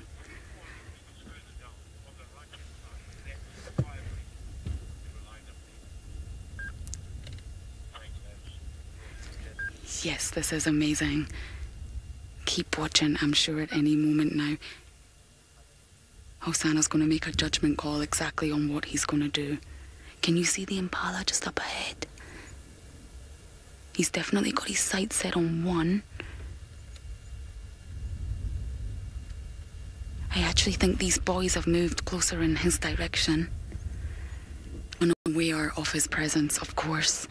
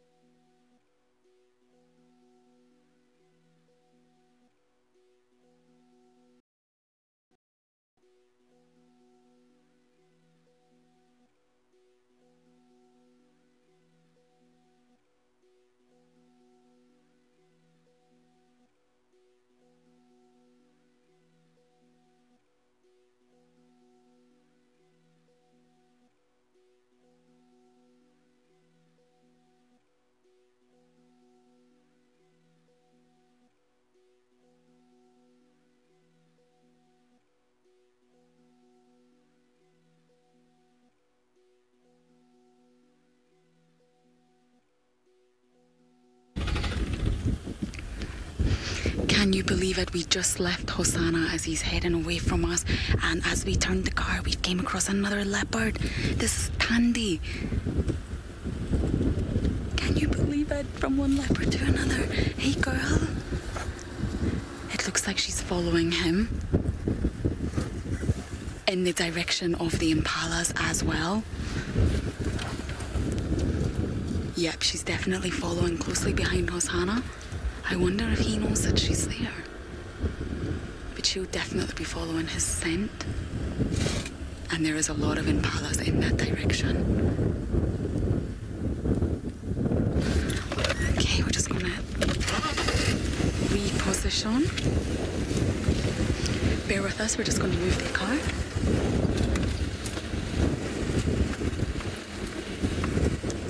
Just gone behind a termite mound. Let's just see where she's going. Oh, she's on top of the termite mound, giving us a perfect view of her. Look at that, with the rain clouds behind. Perfect viewpoint for us. Look at that. Yep, that is Tandy the leopard on top of the termite mound. Now, we normally find Tandy with the lumba, but at the moment she's alone. And Hosanna walked off ahead. She's looking in his direction. She's smelling and she's listening. Look at the ears twitching. And can you see the flashing? That's not cameras this time, that's the lightning.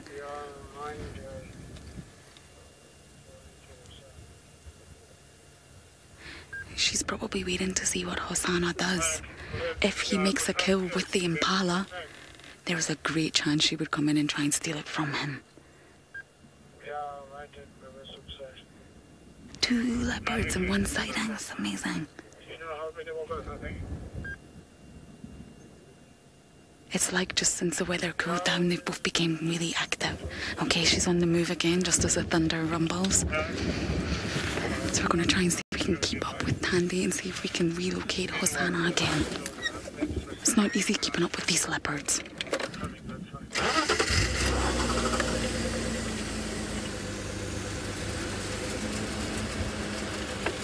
Yeah, she's walking very quietly, got her body low down to the ground. Trying to keep herself inconspicuous as possible.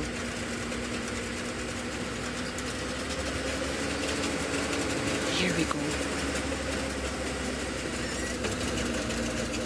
So Hosanna's really not that far ahead.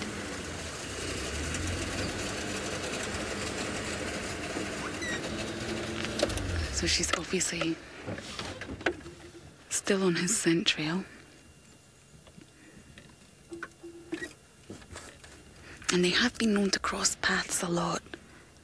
And they do regularly try to steal one another's kills.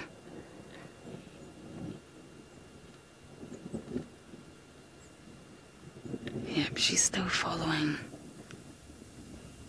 I can't see those impalas anymore. Maybe they got scared by the thunder, or maybe they got scared by Hosanna himself. Forked lightning is just striking the sky around us here.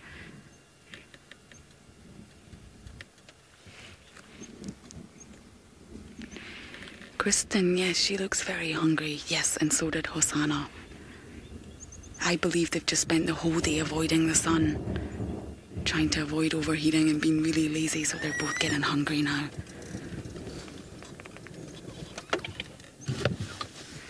Okay, we'll try and see if we can better position ourselves here.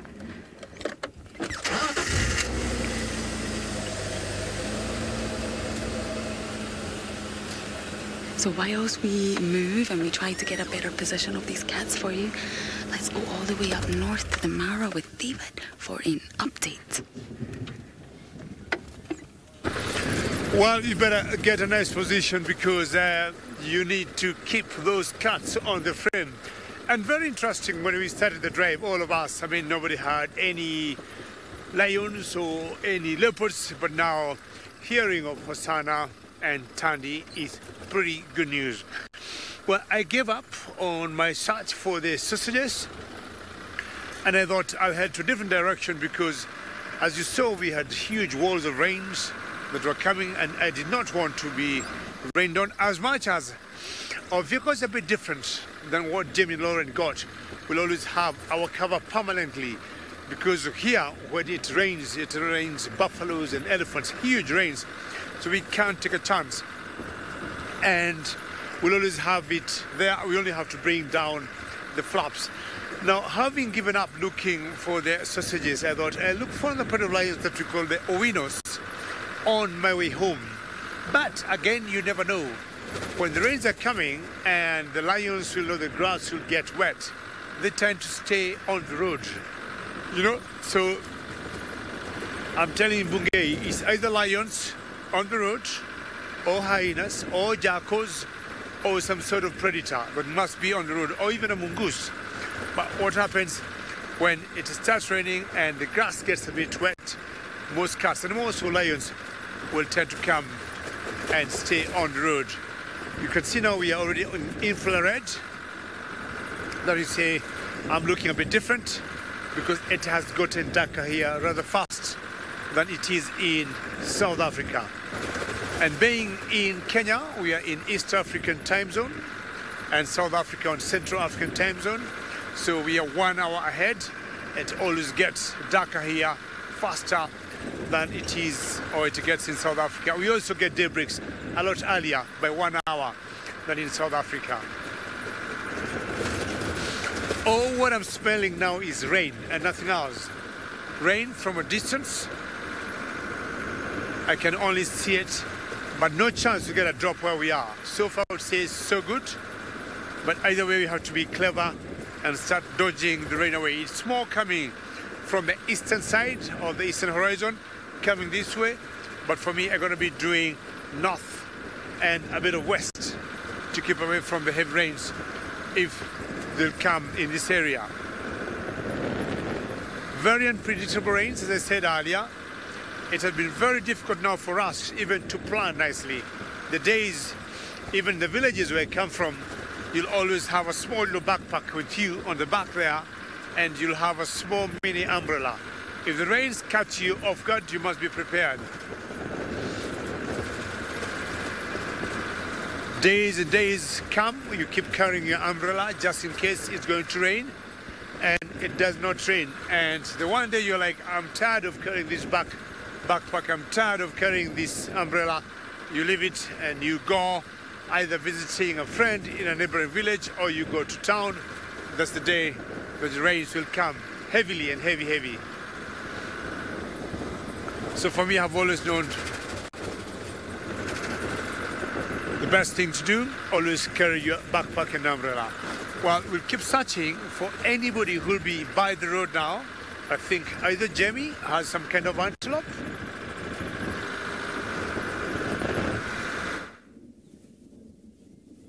Oof. I wouldn't want to be carrying an umbrella in this weather. That seems like it's asking for trouble. We do have an antelope. We have a waterbuck. And what's quite amazing is just how brown and grey the bush really is. As Lou pointed out, it's quite phenomenal how their coats are blending in with the background at the moment. Which is why I'm not going to complain about the weather, even though the storm is getting closer and closer to us. I have a horrible feeling it's going to be a political thunderstorm, though. I have a feeling it's going to be lots of noise and lights, but no actual good may come of it. I don't know, I could be wrong. Could be about to be soused, but I don't think so. There we go. One of the larger antelope species that we get out here. A waterbuck, in fact, pretty much the largest. A kudu is slightly taller, but obviously not quite as bulky. We don't really see sable around here. There's a herd on Mala Mala, apparently. I wish we could show you sable live. That would be exciting. A sable antelope is about the same size as a waterbuck, but it is jet black in color, and particularly the males. The females are actually a sort of a brownish color. And rather than having these backwards curving horns, they've got these horns that curve forwards in this beautiful arch. It's something that I would really, really love to show you. But for now, we'll settle for the waterbuck, although they too appear to have some sort of crisis of confidence.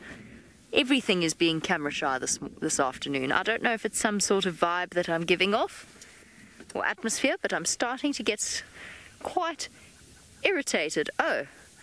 Apparently, they've gone. I was about to go to the den, but that's all right. Trish apparently is out and about, and she is at the hyena den.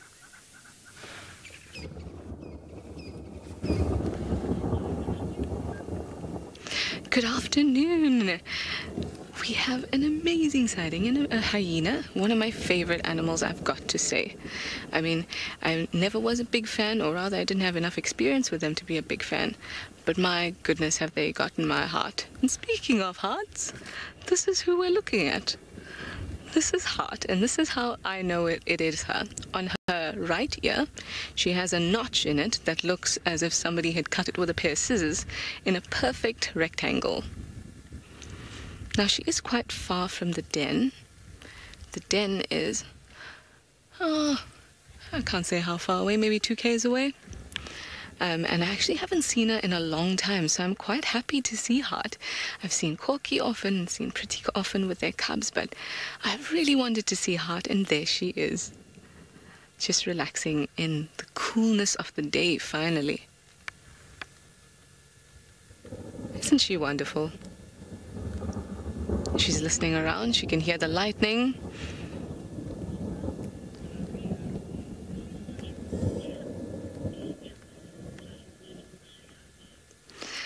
Maria says this is such a cool channel. Well, I have to agree with you, otherwise I wouldn't be working here, would I?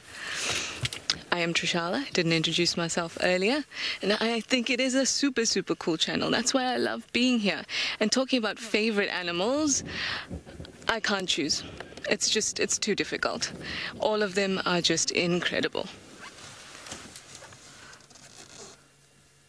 But I've got to say, like I said earlier, hyenas have really changed my perception of them. Put it that way. And I think the more you watch Maria, the more you'll know that it'll change yours too.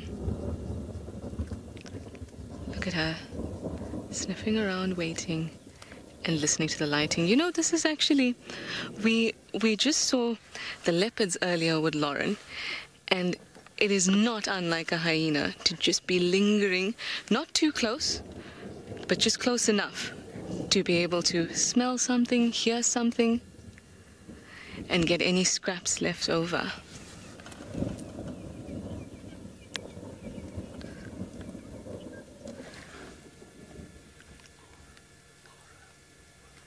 Our Lara Moore says this thunder is crazy. It actually very much is. I mean, look, even Hart's looking up going, is this for real? Yes, it is. It is quite crazy, and the lightning is quite intense as well. But let me tell you, it sets quite a scene. It sets this really ominous, predatory scene. You know, what are they going to do? What are the predators going to do with this atmosphere now? I am quite confident she is sitting here, and she is waiting for whatever Hosanna or Thandi that we saw earlier may kill. That's typically what hyenas like to do, but not always. They'll also hunt. And here in the Greater Kruger, they'll hunt up to 50% of the time. So don't believe everything you hear that they're just these filthy scavengers. No, they're highly intelligent, highly social animals. Oh, the drops are starting to come down a bit now. Doesn't seem to bother her.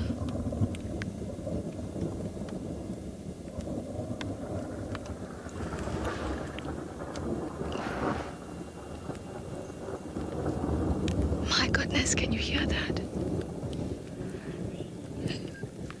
It is starting to rain just a little, but that thunder is, sure, really, really loud and all over the place. You know, when you hear something and it sounds like you can't pick what direction it's coming from because it seems like it's coming from all over. Well, this is what the thunder sounds like at the moment. Look at those guys. And you know, the wind picked up a lot earlier and it's just died down now. And it just feels like the calm before the storm, as they say.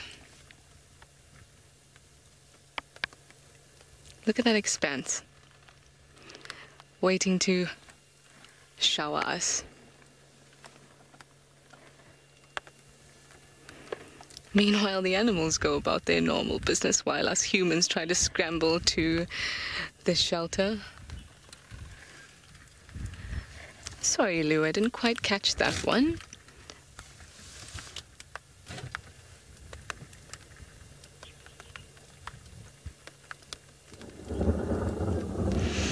Oh, I'm so glad that everyone's happy about this thunder and lightning. Jackie says she loves hearing the rolling of the thunder. I do too. It sets such a nice atmosphere. Anyway, let us actually move on a little bit because I think the rain is coming and we're going to have to get our covers on.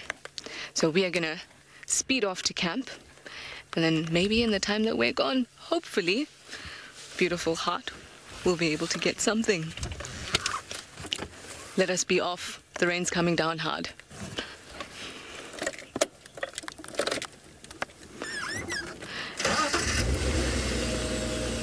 While I do that, let's link to Jamie with her rain covers already on. Isn't she a clever girl?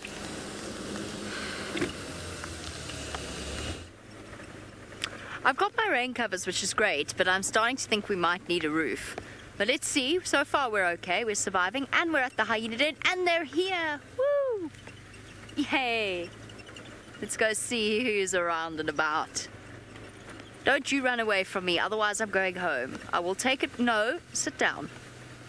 I will take it personally if you do. Corky? I'm not actually sure if it is Corky. Stop where you are.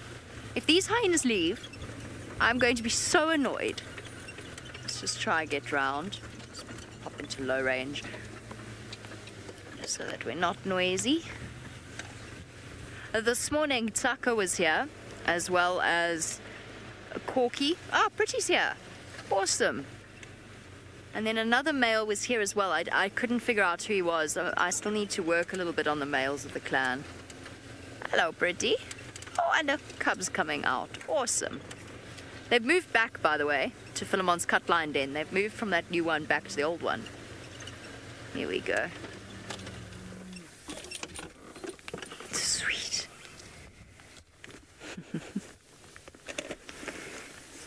Here we go. Out we come.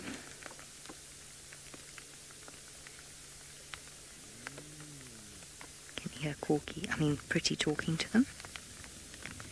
There's the littlest of Pretty's cubs that she's giving a bath to. Oh, it's so thirsty, so I'm going to wait till Mom lies down. You know what I've noticed? Nope, there we go, there's the begging. Now watch this. Let's just watch this unfold. So the smaller cub goes into the dominant suckling position. That's the dominant suckling position. Now here comes the bigger cub, and the bigger cub climbs on top of it. Now usually hyena cubs have this sorted by this age.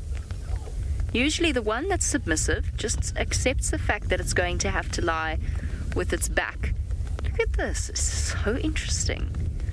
It's going to have to lie in the subordinate position, which is with its bottom facing outwards, away from its sibling, usually sort of at 90 degrees to Mom or between her back legs.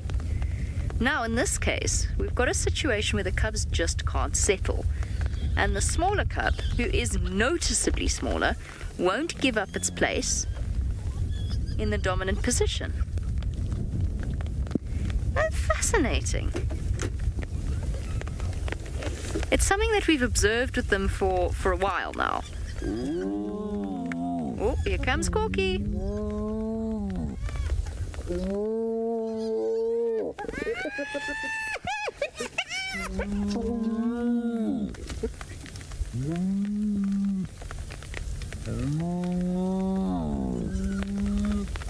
Cubs had a bit of a panic there. For no real good reason. I think one of them might have got a little nip or something. Now squealing away.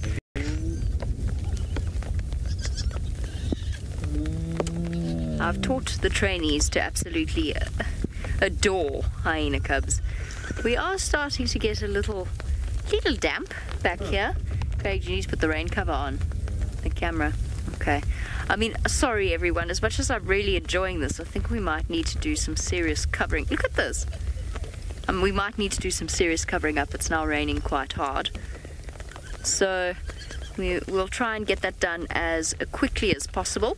For now, for once, it is rainier in Djuma than it is in the Mara, at least for this exact moment. Or perhaps it's just that David is far better prepared. Well, I said the other day, we'll start comparing the animals of Djuma and the animals of the Mara Triangle, and more so the hyenas. Having the new discovery of the hyena den in Djuma and the existing den here in the Mara Triangle of the Northland, I think it would be a very good idea to start comparing the two sets of hyenas in terms of behavior and how they raise their young ones. As much as both the hyenas there and the hyenas here are the same species, the spotted hyena and sometimes that we call, oops, krokuta. I don't think that should be a big problem, but I think it'll be very exciting to see if there could be any difference in what happens there and here. Do you think that's bad on the road there? Or is this a piece of rock? Sorry, there's a piece of rock there. So I thought it was a Niger. Yeah, it was an Niger. Anyhow, it has gotten dark here, and if you look carefully on the road, I've got, not on the road, on myself, my Masai shuka on, because it has rained more here where we are than where we came from, and the temperatures have gone really low, and that would mean it has gotten cold, and this is my last layer. If it gets much colder, then it'll be a problem for me. So we haven't been lucky today. This afternoon has been rather quiet, unlike Hosanna and Tani, but so long as you're out in the bush, you need 1 minute to make a whole difference. Or one turn you look left, or you look right, and you might spot some very interesting things. Now the dynamics will start changing, as I said earlier, because of the weather, of having so much rain and the grass getting very wet. So I expect to see, as much as the road could be a bit muddy, I expect to see some sort of cannibals in the middle of the road. The road, or the surface of the road, will have the substrate that will keep the most heat before it starts getting cold.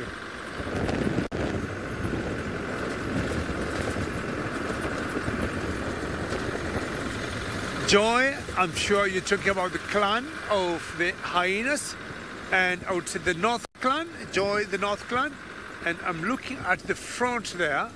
Let's see, Bungay, what we have. Another 50 meters. If we switch off my light there, it looks like a cat. Let's just see. Straight on. I saw something moving towards us. It looked like a savo cat. Maybe let me just go a little close and see. Yeah, it's coming. I can see the eyes. So let me just go a little closer. And now we are in infrared, so anything very far we might not be able to see. We'll try from there. Again, see what you get. But there's a little cat. I just saw the eyes. And definitely is out of range. Anyhow, to me it looked like a savo cat or a jackal. I'll go again a little bit closer, you never know. It would be good to see a jackal or a savo cat in this darkness.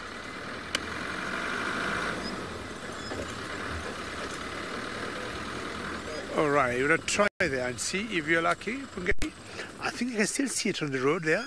See how far the infrared can go. There's something dark there. That one there is either a jackal or a savo cat. To the left of your screen, you can see the spotty eyes. It's quite a distance, very difficult to spot. One more look, and we might be lucky, because once I have my lights on, I can see it very well, but because of the distance, okay, there we are. One more last try to the left of the road there, and I think now we should be able to get it. No. All right, well done, Bungay. We have done the best we could. Infrared helps us to see animals and making sure the animals don't see us themselves, and we do not interfere with them.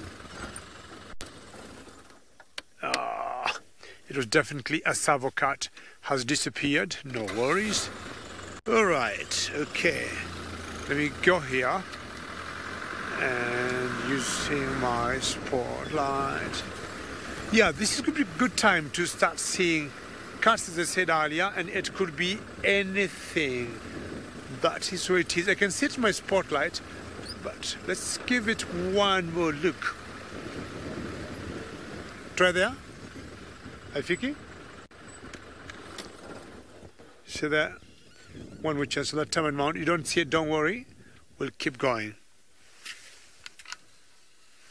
Yeah. Somewhere there, but it's a savo cat basically disappearing in the grass.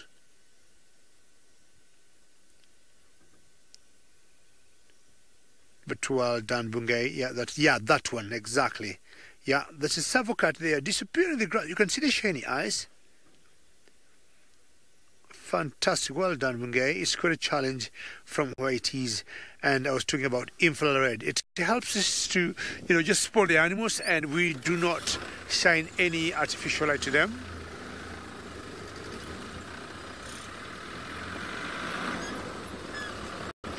Sinak, how are you? And always good to hear your name. And you're asking, do we have caracos in the Mara? Yes, we have caracos in the Mara. And I'm sure you know the one characteristic of caracos having tufts of hair on top of their ears. And just like the savocat, it's a question of luck. And if you're lucky, you see them. And yes, we got caracos and slightly bit bigger in size than the savocats. But they have a commonality, Sinak, of how they hunt. They tend always to sieve in the grass, and they tend to feed on the same animals or the same prey. Talking of rodents, sometimes insects, frogs, or small birds, and some reptiles like lizards or skinks, or even snakes. So that's the one commonality they have. But one major difference, Sinak, between the savocat that we just saw and the caracal is in terms of size, I would say the savocats have the longest leg because they need them to leap in the grass, and sometimes they'll be known to catch birds while in the air. So I'll have my torch back again and keep scanning. We don't pass anything either on the left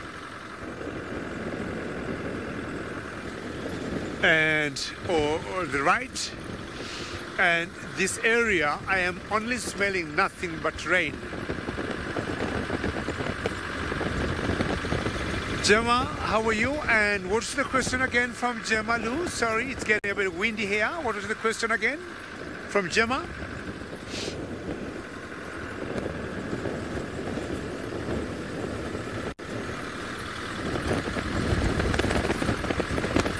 Gemma, my apologies, I missed your question earlier. And what's my favorite nocturnal animal here?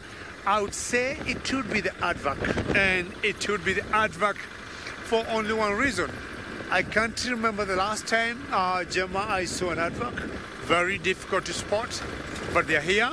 But when you see one, to me, is always like winning a lottery. So that is my biggest or my favorite animal to see in the darkness.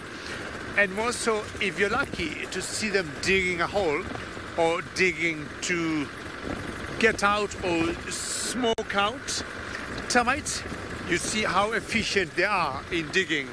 And then if you're lucky also to see them feeding on the termites with their long tongues, it's always very special. So I would say my favorite animal in the darkness will be the aardvark. In terms of birds, Gemma, I love seeing nightjars. Nightjars are certain birds that during the day they'll be perched on top of tree branches. They will not come out, and they'll come out at night. And they tend to remain on the roads like this here, and they get the warmth of the road. You notice during the day when it's sunny and hot, there's a lot of heat hitting the ground, hitting the soil, and the substrate gets very warm. So they'll always come and stay on the road. And at times, you'll also see them just bathing on the road. And on one of your legs, they have one like claw, but it looks like a thumb. And they always use it to groom themselves. And that makes them very special birds. They've got very large, I would say, fur on their mouth, or the base of the beak rather, which they use just to fish or catch insects or flies as they move. All right, I would expect to see a pride of lions in this area. Where I came from, I call that area the Statue of Pride. Anna Marie, how are you? And always good to hear your name. Have I ever seen a pangolin in the Mara? Yes. Pangolins, Anna Marie, also tend to come out at night. But once in a while, you'll see them during the day. And Anna Marie, I tell you, I have seen maybe maximum 5 in my career as a guide. 5, because they're very difficult to see. And we got like a myth here in Africa. If you see a pangolin, and especially during the day, then you have lady luck with you. And anything you have struggled to do for so very many years that has never worked out, that day it will work out. And if there's nothing you've been struggling to do for years and you don't have any plan to do with that luck, you go for lottery and you're guaranteed of winning. I do not know. Out of the 5 times Anna Maria have seen the pangolin, I have not tried anything. I have not been in a situation where I was struggling to do or get anything. So some little antelope here. I'm not sure it's an impala or it's a redback. Bungay gonna put his IR on the left there, Bungay. It's somewhere there behind that bush. Just hold on. Oh, did it move? It must have moved. 1 minute. Let me back up a little bit. There's something behind that bush there. Yeah, you see there. I'll give you a particular angle there. But something on the move. So they can get hold of it. It looks like an impala to me. Maybe not. Or redback, but it's kind of an antelope there. And it's an impala. It's very strange to see her alone. And yes, it's an impala. Female impala. They always tend to go in small, big herds. Quite unusual to see her alone at the moment. But nothing out of the ordinary. Either direction she's going to join the rest of the herd. It's always easier that way, and of course, safety in numbers. Thank you, Bungay. When it rains, a lot of things change. And I'll have my spotlight again to see whether I'll see another impala or more impalas. So I was saying earlier, the area I came from, I call it the Sausage Republic. And this area is an area that's always patrolled by another pride of lions that is called the Owinos. And I hear good news from South Africa, and Jamie is very well covered now, and he might be thinking of spotted predators somewhere.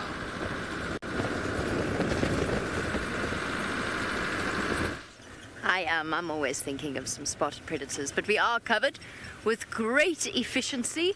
We've raced back to camp. We launched into action, grabbed the roof, put the roof on, and we're back again. So it wasn't that long.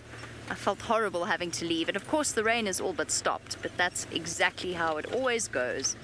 It happened to Craig and I the other night as well. We were following Hukumuri and we had to give up on following him. Right now, this is where the roof makes things tricky. And Saka, why are you always in the road? You're always there. Sorry everyone, we're gonna have to go all the way around, because Saka is lying where we would position the vehicle to in order to be able to see, and there's absolutely nowhere else I can go that will get us a view of everyone. So just hold on to your seats. We're going round. He always does this. His favorite place. So for those of you that don't know our hyena characters very well, Saka is one of the clan males, and he is very friendly with both Corky and with Pretty. I've noticed he has a very good relationship with both of them, and I have once before found that Pretty even spends her day with him, or I've seen she spent one day with him. I don't know if that's in general, but I've seen her with him during the day, curled up next to him, sleeping off the heat of the day. So he's quite a well-liked male. The elephants have been here, shoved over a tree, so we just have to do some landscaping. There you go, they've pushed over this knobthorn right at the den. There we go, there we go. We'll actually be better off for this because we'll have a frontwards view, so the roof won't get in our way, although it's about to get in our way now. Ow!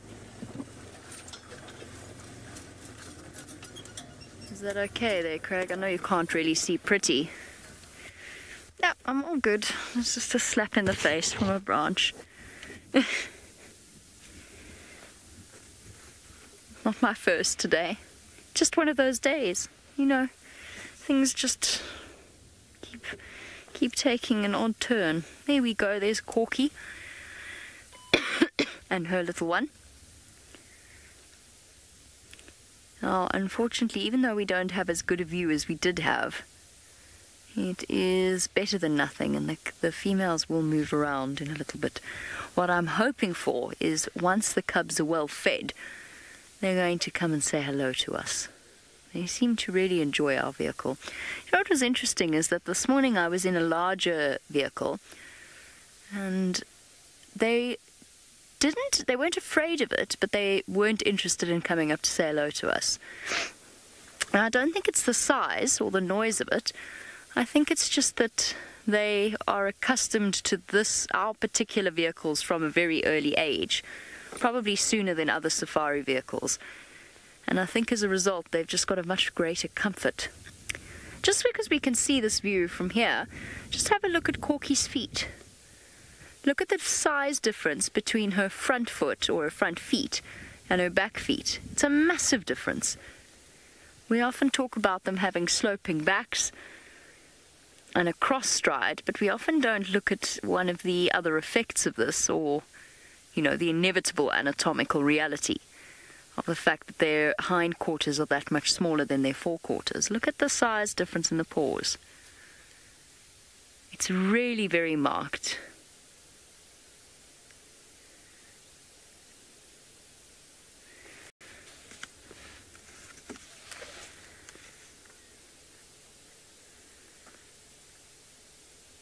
I'm going absolutely insane. I'm sorry. There's a sound of interference coming through my earpiece, but it sounds like the old internet connection back when we still used to use dial-up. And it's coming through my earpiece, and it's derailing my train of thought completely. My phone's off. I've managed to cope through most of the drive with it, but now I don't know if it's got worse because of the storm as well. It also gets worse when I accelerate the vehicle, weirdly. It's going straight through my brain. So if I'm stumbling over my words or unable to formulate a sentence, that's why. Look at little Corky's cub. I'm starting to feel like I could download a polyphonic ringtone. He's taking us back into the 2000s. Or really early 2000s, late 90s and early 2000s. Look at little Corky's cub, getting spots there. You can just see them starting to show through the fur. A lower leg and towards its shoulder. Around about the 3-month mark, we'll see spots on the shoulders at least.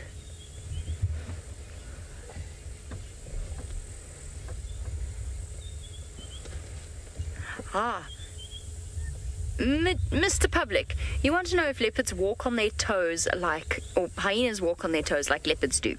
They do. They are what's known as digitigrade, or they have a digitigrade foot structure. What that means is essentially, while you're looking at Corky's back foot there, the bit that you might think of as the sort of the first joint, it is the first joint, that's the ankle. So if you follow her limb up to that little, it's exactly the same structure as any mammal. There, she's got a tibia and a fibula, her femur, her ankle, her tarsals, her metatarsals, and her phalanges. But what is essentially in us the tarsals and the phalanges, in hyenas and lions and leopards and everything with a paw, is actually extended so that, yes, they are essentially walking on the balls of their feet, and their ankle is much, much further away from their toes. So we have what's known as plantigrade a plantigrade foot structure. So our feet are flat. Our heel touches the floor and our toes touch the floor. But in lions, leopards, dogs, whatever you may talk about with paws, they have this sort of... Paws is a dangerous way of phrasing that. But essentially most animals with paws have this foot structure. An exception to that would be something like a bear. Bears don't have this particular foot structure. They have a plantigrade foot structure like a human. The more advanced version of this foot structure is when these various tarsals or carpals and phalanges are fused together and extraordinarily lengthened to create a hoof. Oh, Pretty's up. She's dislodged her cubs off to the left there. And something gave her a bit of a fright. Don't think it's anything too serious. Hyena mums are often restless while they suckle. They're hungry. We're used to seeing our hyenas round-bellied. But in this case, they are really not. Oof. You know, it's completely stopped raining. Can you believe it?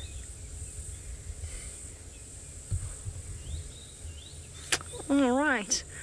Well, from the soft, sneaky pads of a digitigrade animal, let's go across to an ungulate with Trishala.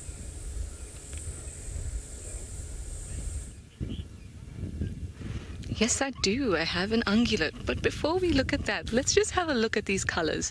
How amazing is the color of the sky in contrasting with the color of the bush and the trees and then the land. I think it's a wonderful sight, and you can see the lightning flashes in the background. Now these impala, it's a bit of a mixed herd, and they are feeding a bit, they're grazing on the new shoots that have come out after the rains a couple days ago, and hopefully there will be even more new shoots coming out after these rains. Ooh. Oh, now if you got to screenshot that would have been amazing. In fact, hashtag SafariLive if you manage to get a good screenshot of that. I'd love to see it. It's amazing how these impalas are just kind of not really worried about the lightning at the moment, and that's because they're in an open area. It's the area called Quarantine, which I'm sure you guys are very familiar with, and it's a bit more open, and there's a lot more area for the impala to be able to sense any predators coming.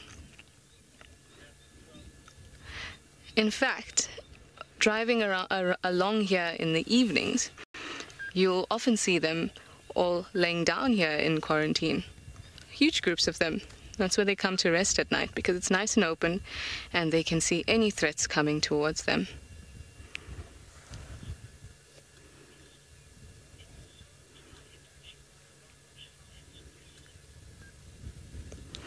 Christian says it's so dry, don't we worry about bushfires? We don't really. There isn't really any grass to be burnt at this point. And I'm actually not sure when the last time one of the bad bushfires was. Yeah, so we don't worry about them, at least not for the moment. Oh, here's a nice specimen. So this male, we can see that he's a male because of his lovely horns, is probably about 2 years old.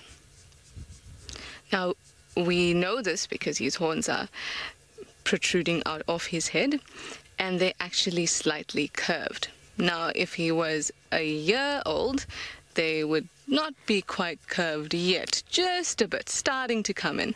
And then if he was 3, they'd be full-blown, completely curved out like the adult males that you'll see. So, and then I also know that it's December, and that's the birthing season, so he would have very likely been born in December.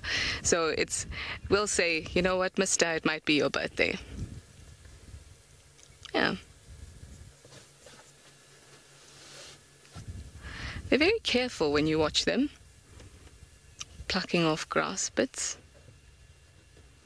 Very careful. In fact, I think there may be some lambs in this group, if we can manage to spot some.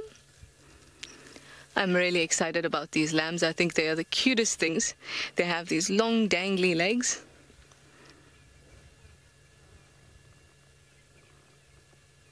Nah, I can't seem to see one yet. But I did see one earlier. I hope it comes back along.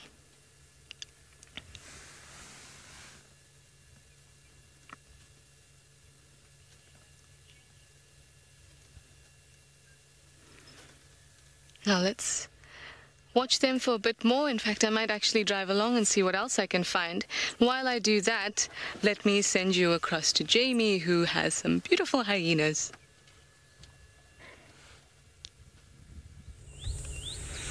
I do have our beautiful hyenas, and Corky's cub has just decided that it's had enough for now and went up to disrupt Pretty and her two cubs from their little feeding session.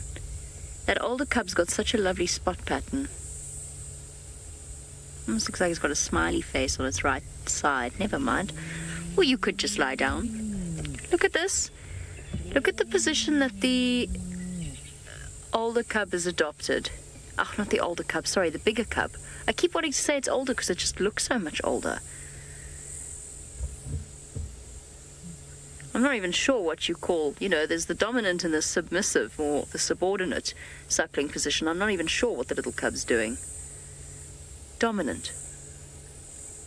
So interesting.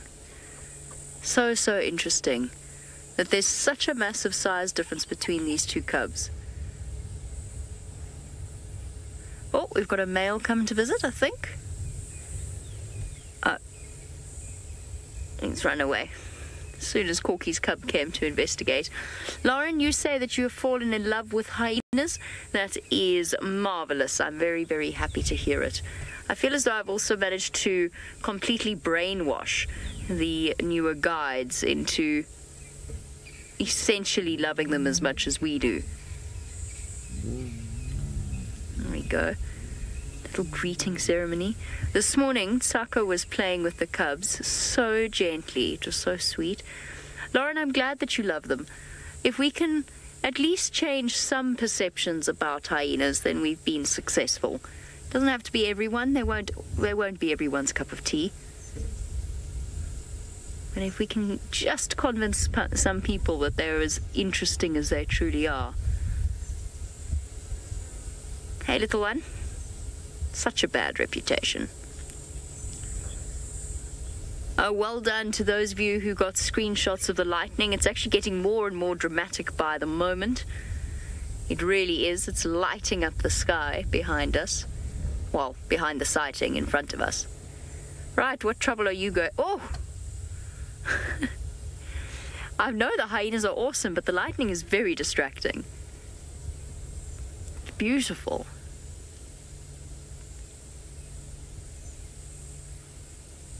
Okay, what trouble is Corky's cub going to cause?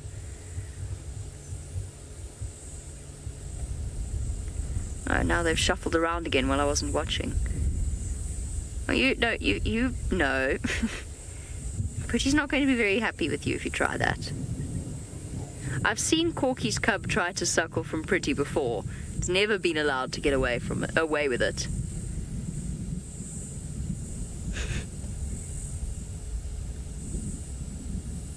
Yeah, look at him goading her.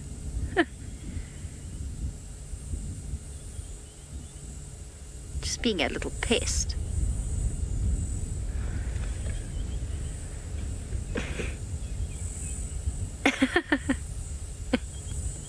Oops.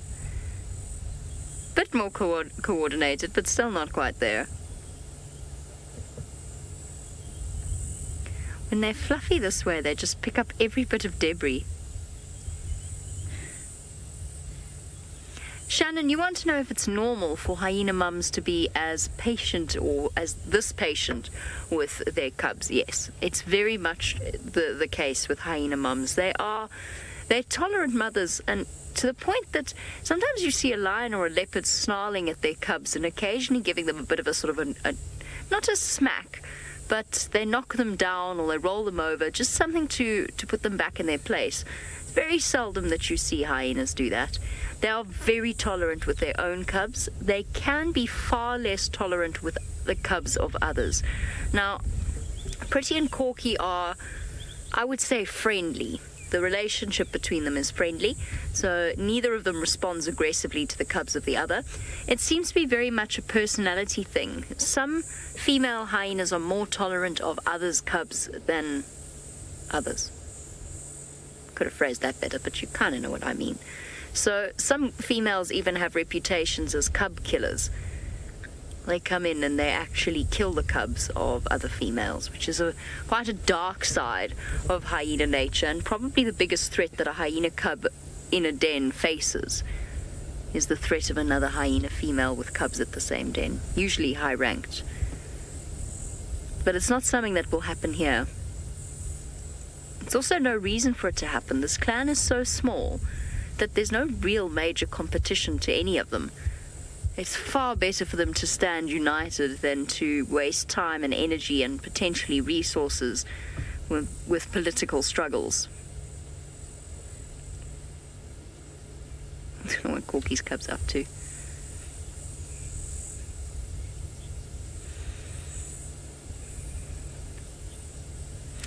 James, yes, I've noticed that the Djuma hyenas move dens more frequently than the Mara hyenas. The Mara hyenas, some of those den sites were occupied almost the entire time that I was in the Mara. North Clan was at that den for right up until April of this year, or May of this year. No, that's not right. Oh, somewhere around there. But either way, it was for months and months and months, rather than for a couple of weeks before moving on.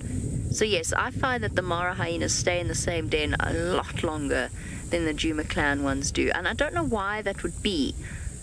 I don't know if it's because there's more available den sites here in South Africa because of the termite mounds, or if it's got something to do with the amount of rain. The Mara gets a lot more rain. Maybe there's not many non-flooded den sites at certain times of the year. I don't know. I don't really know.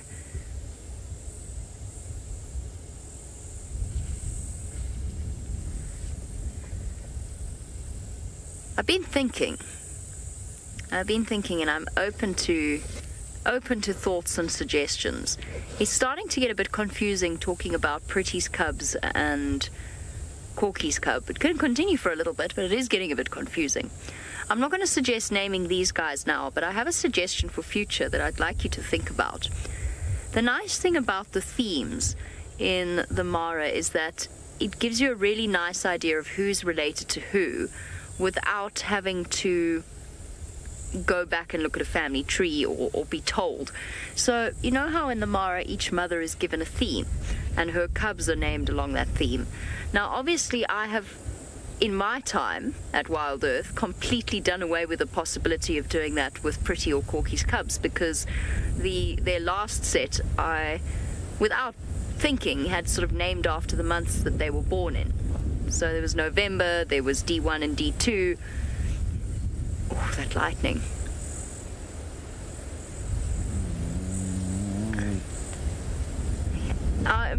You know, it occurred to me that Corky's theme should be wine, actually. But I've ruined it because I haven't ruined it. I didn't know, but at the time. But my past me ruined it because now we've got previous adults from them that admittedly are no longer around as far as we know, but could turn up at any one point in time. So I was thinking maybe with June and Heart and Ribbon as well, we could create a theme for them. I don't know, I'm open to suggestions, because Ribbon's theme is already could be colours with Ntima. So the next one could be named a different colour.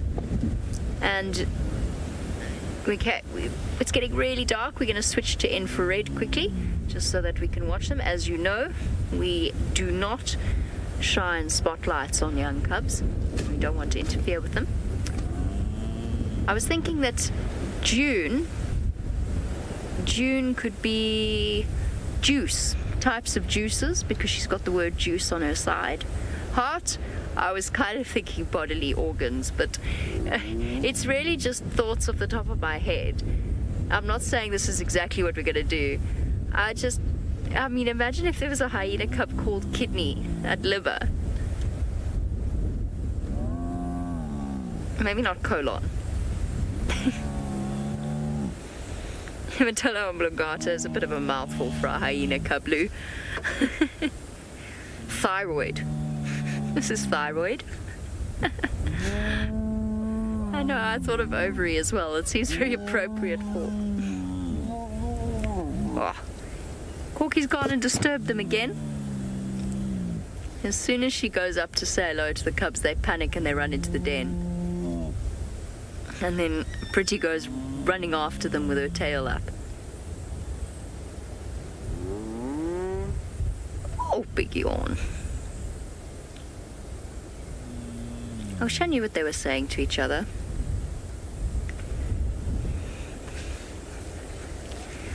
Anyway, just my thoughts on namings. Nothing official, just something I've been thinking about. Okay, while we wait to see what happens with the Juma clan, David's exploring the darkness of the Mara. Let's go see if he can find something hidden in it.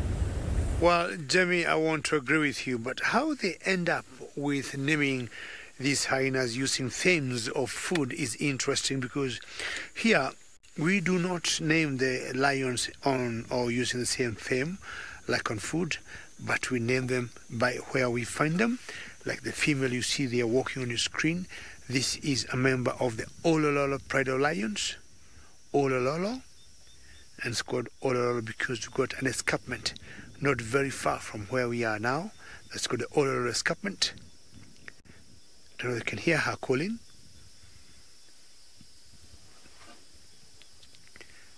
The sausages are called the Sausage Tree Pride of Lions because they love to climb particular trees here in the Mara that are called sausage trees. And I can hear her calling. Let me see. It's crossing the road now.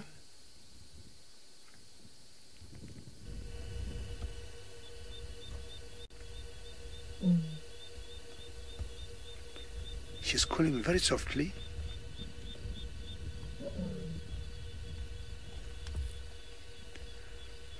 Very good. You can hear the roar now, and definitely looking for the rest of the pride is basically trying to communicate with the other members of the Olololo escarpment. And you remember at one point I said earlier, I'll stick to the road because chances are in the night or as darkness falls, there's always a possibility of seeing a cat. We saw the sabo cat earlier, not very clearly. Now we have seen a lioness. Now what you need to do is just to move and find out where she's going and know where the rest of the members of the pride are. So what she'll do, she'll walk by the roadside and you're going to do the same. And if you're going to catch up with the rest of the pride, that will be very encouraging. We'll just very slowly drive behind her without getting so close. I'm not sure it's a youngster male, but definitely the rest are not very far because I can hear him or her calling very softly. So just gonna follow her or follow him very slowly and maybe first stop right there and give her space. Bungai, can you see it? And just want to give her space without getting into its space.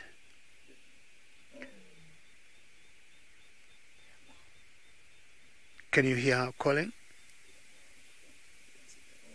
Aha.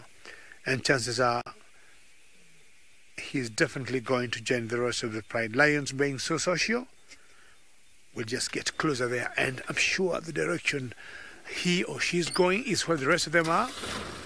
And the Olololos are like 16 lions together when they are all sitting in one area, and either he was somewhere feeding and now is coming back, and sooner or later we're going to get the rest of the pride, hopefully.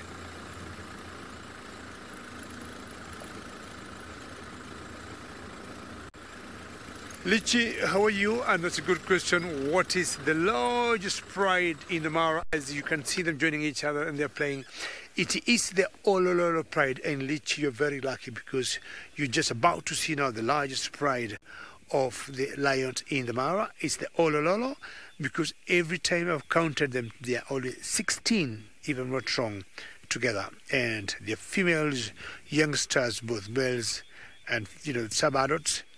And look at those two. I think those are two boys. They're being so playful, eh? And it's just warming up, because it has rained here considerably. It's playtime now.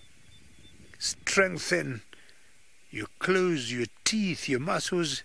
That's very playful of these youngsters here.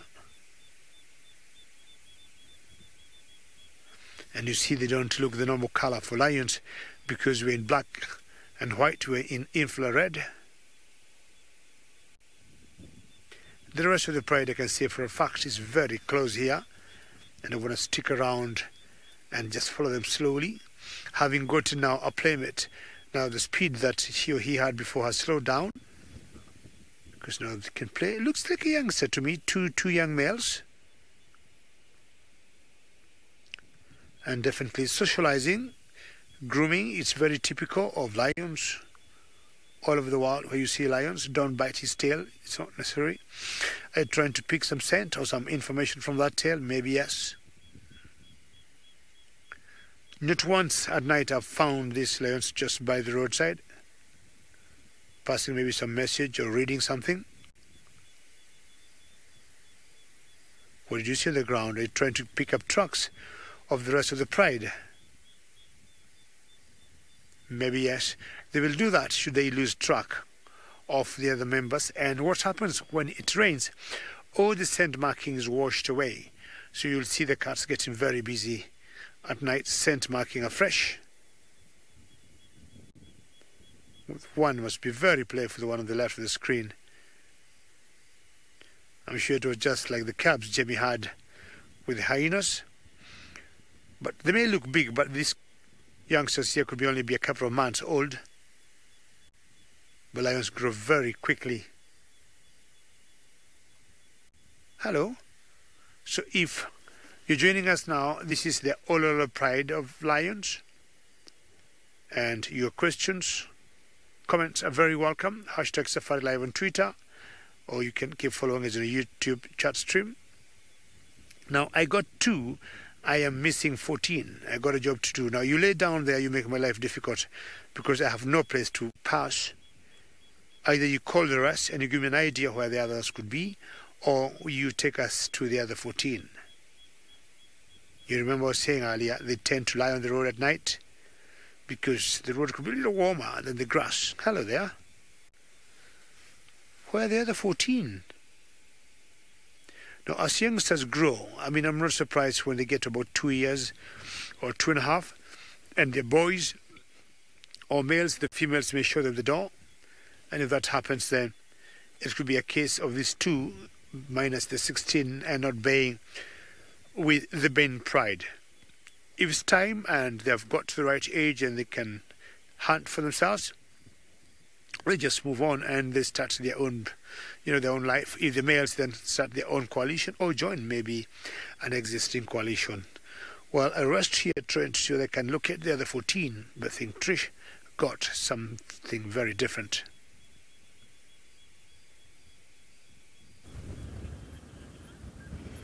Yes, indeed, he is very, very different. We have the tallest mammal in the world, and that is the giraffe. Now, he is busy eating, and he doesn't seem to care too much about the weather that's around at the moment, but my goodness do I, because the clouds are absolutely dark and heavy and thick.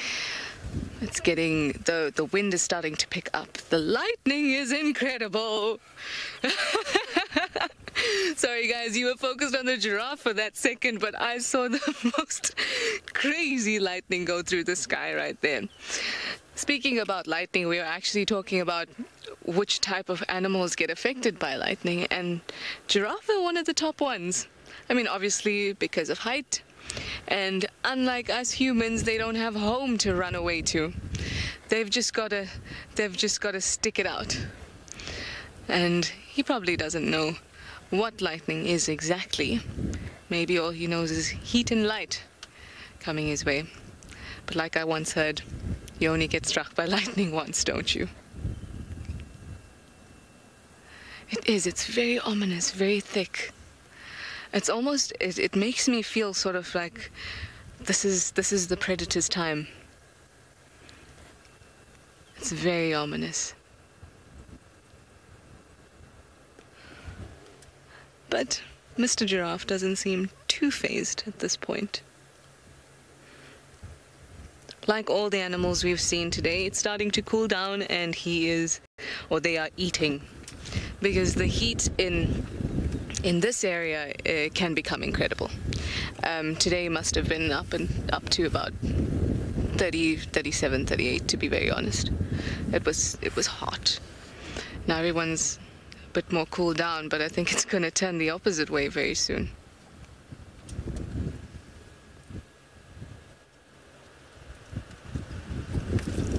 He's pulling on the leaves with his strong tongue and strong lips,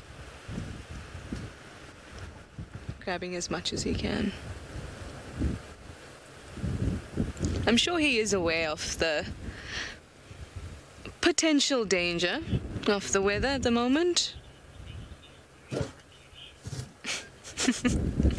Rakesh says that watching this giraffe is making him hungry. Well, Rakesh, I hope you have more food to eat than some leaves off the tree in your backyard. But unfortunately, this is all that Mr. Giraffe has to eat at the moment. But he's quite happy with it.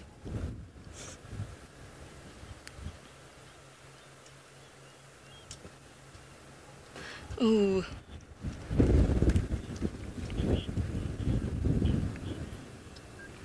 Infan would like to know where I'm from. I am from Durban. Durban is on the east coast of South Africa. It is a wonderfully sunny and beach city. I am a beach girl. I've always been on the beach, always grown up on the beach. And Durban is perfect. It's a tropical paradise, really. And that's where I'm from.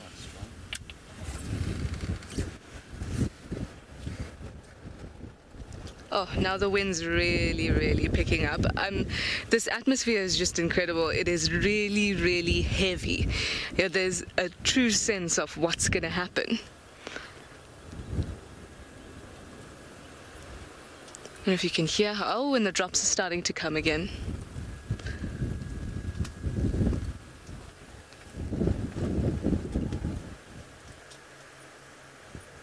Big boy here doesn't seem to care.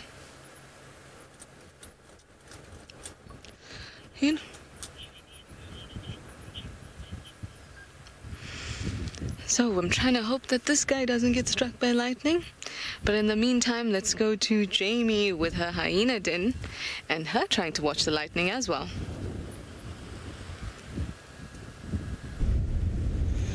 We're also sitting watching the light show. The hyenas have settled down. Both mothers are suckling. There's a piece of our roof flapping, sorry. That's what you're seeing in the top of your screen there. Every now and again, the lightning is just spectacular. Unfortunately, timing-wise, we just have to get lucky. Now, there's our hyenas settled in. Corky's watching the lighting show as well. Or the light show. It's the South African version of celebrating the festive season.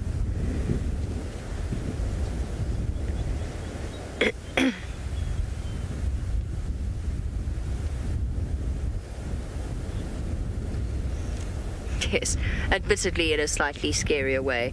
Whoa! Whew. Now I've got purple lines in front of my eyes. There was a massive flash there for a second. Yo!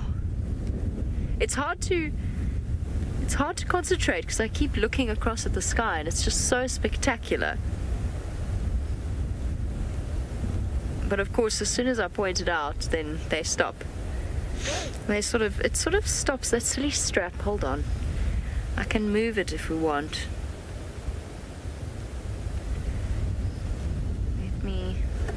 Sorry, Craig. Let me reach up and see if I can just wrap that round. so that we can see a little bit of the light show. Sorry, hyenas. Sorry.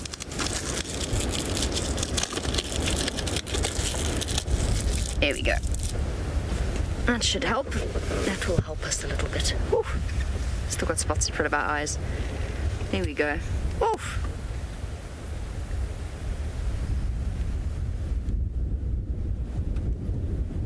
It's beautiful.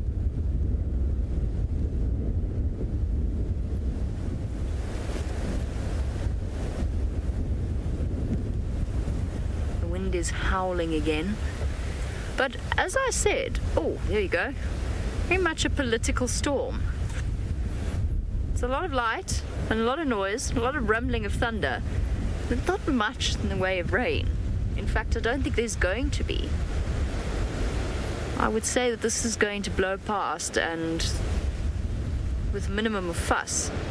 I don't think there's going to be much rain at all, which is a pity. Sure.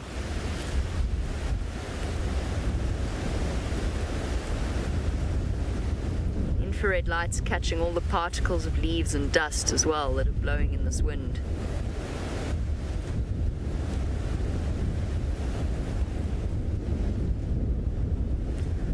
I will say it's going to make sleeping tonight a great deal easier. Whoa! Craig, it's pure luck. I feel as though every time we start moving back towards the hyenas, it comes again.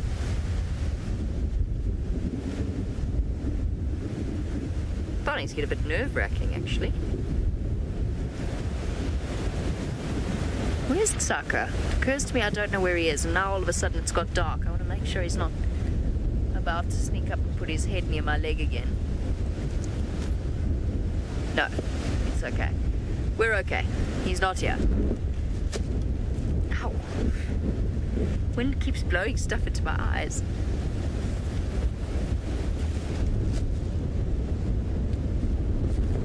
The hyenas are a little bit unsettled.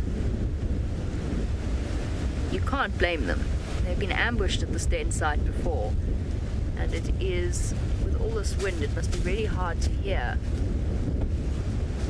There's something sneaking up on them.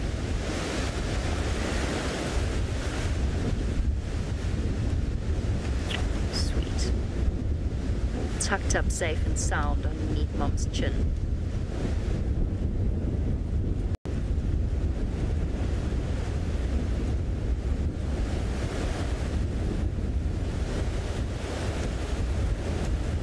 Corky's little one there. Has it gone to bed?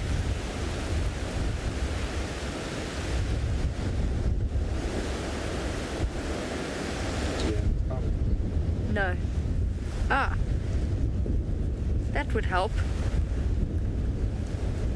Here we go. Now I can hear Lou again.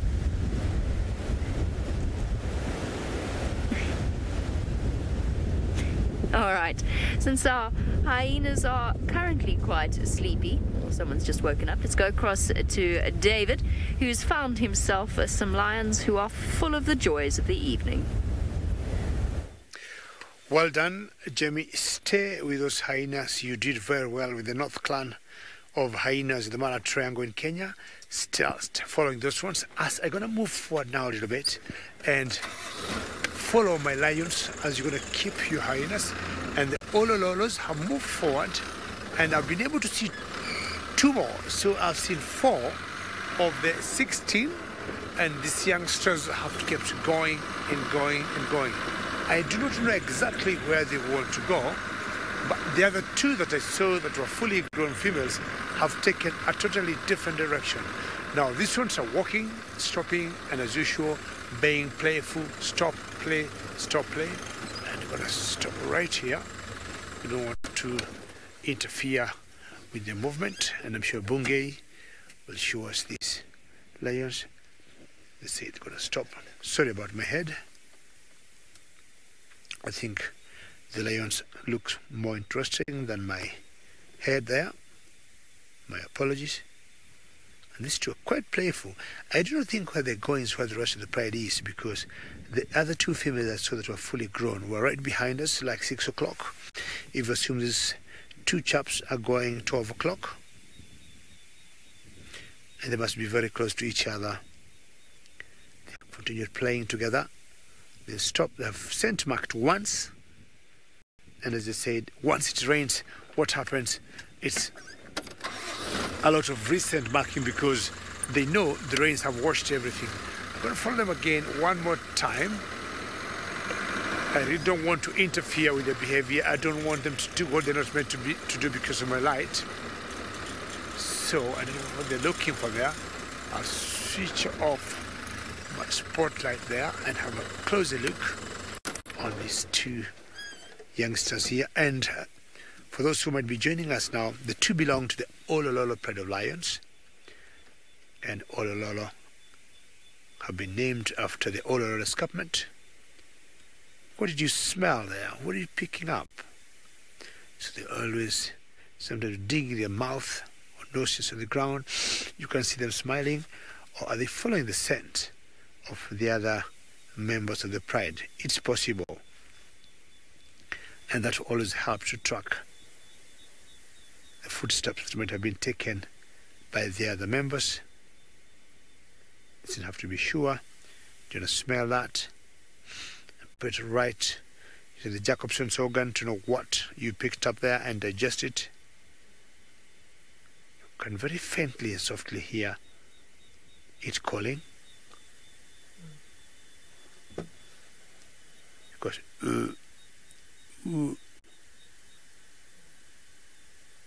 and definitely they're calling the others. Why they have been so separated, I have no idea. And Lou, the final control, says she can also hear them calling. At this age, I still want to believe they should be together with the rest of the pride and not on their own. Very majestic. They tend to follow their road. It's safer, they can see themselves, they know where they're going. What did you see there? Well, as we wait to find out what these two youngsters have seen, I think Jamie's hyenas are up and about. They are up and about, and it looks as though Pretty and Corky are psyching each other up for a trip off to find themselves some food. It is something that they have in common with the hyenas of the Mara. It's exactly how they got going away from the den site as well. One would get up and go and sniff something, and then the other would respond with their tails bristled, not in aggression at each other, but just in a sort of display of, I guess you could call it excitement. I don't think excitement is a good reflection of exactly what it is they're feeling. It's a sort of preparation for the night ahead. Now, this sort of weather is ideal hunting weather for hyenas. They revel in the chaos and the panic that it causes. Since they're not ambush predators, they need to wait for an animal to make a mistake in some way. They're not naturally quiet creatures when it comes to sneaking up on something. So whether they scavenge something tonight or whether they go off hunting will be a secret only they know, because they would be next to impossible to follow through the bush at night. Definitely not in this weather. I'd love to be able to, but I just don't think that it is physically possible to be able to follow them in the same way that we did in the Mara.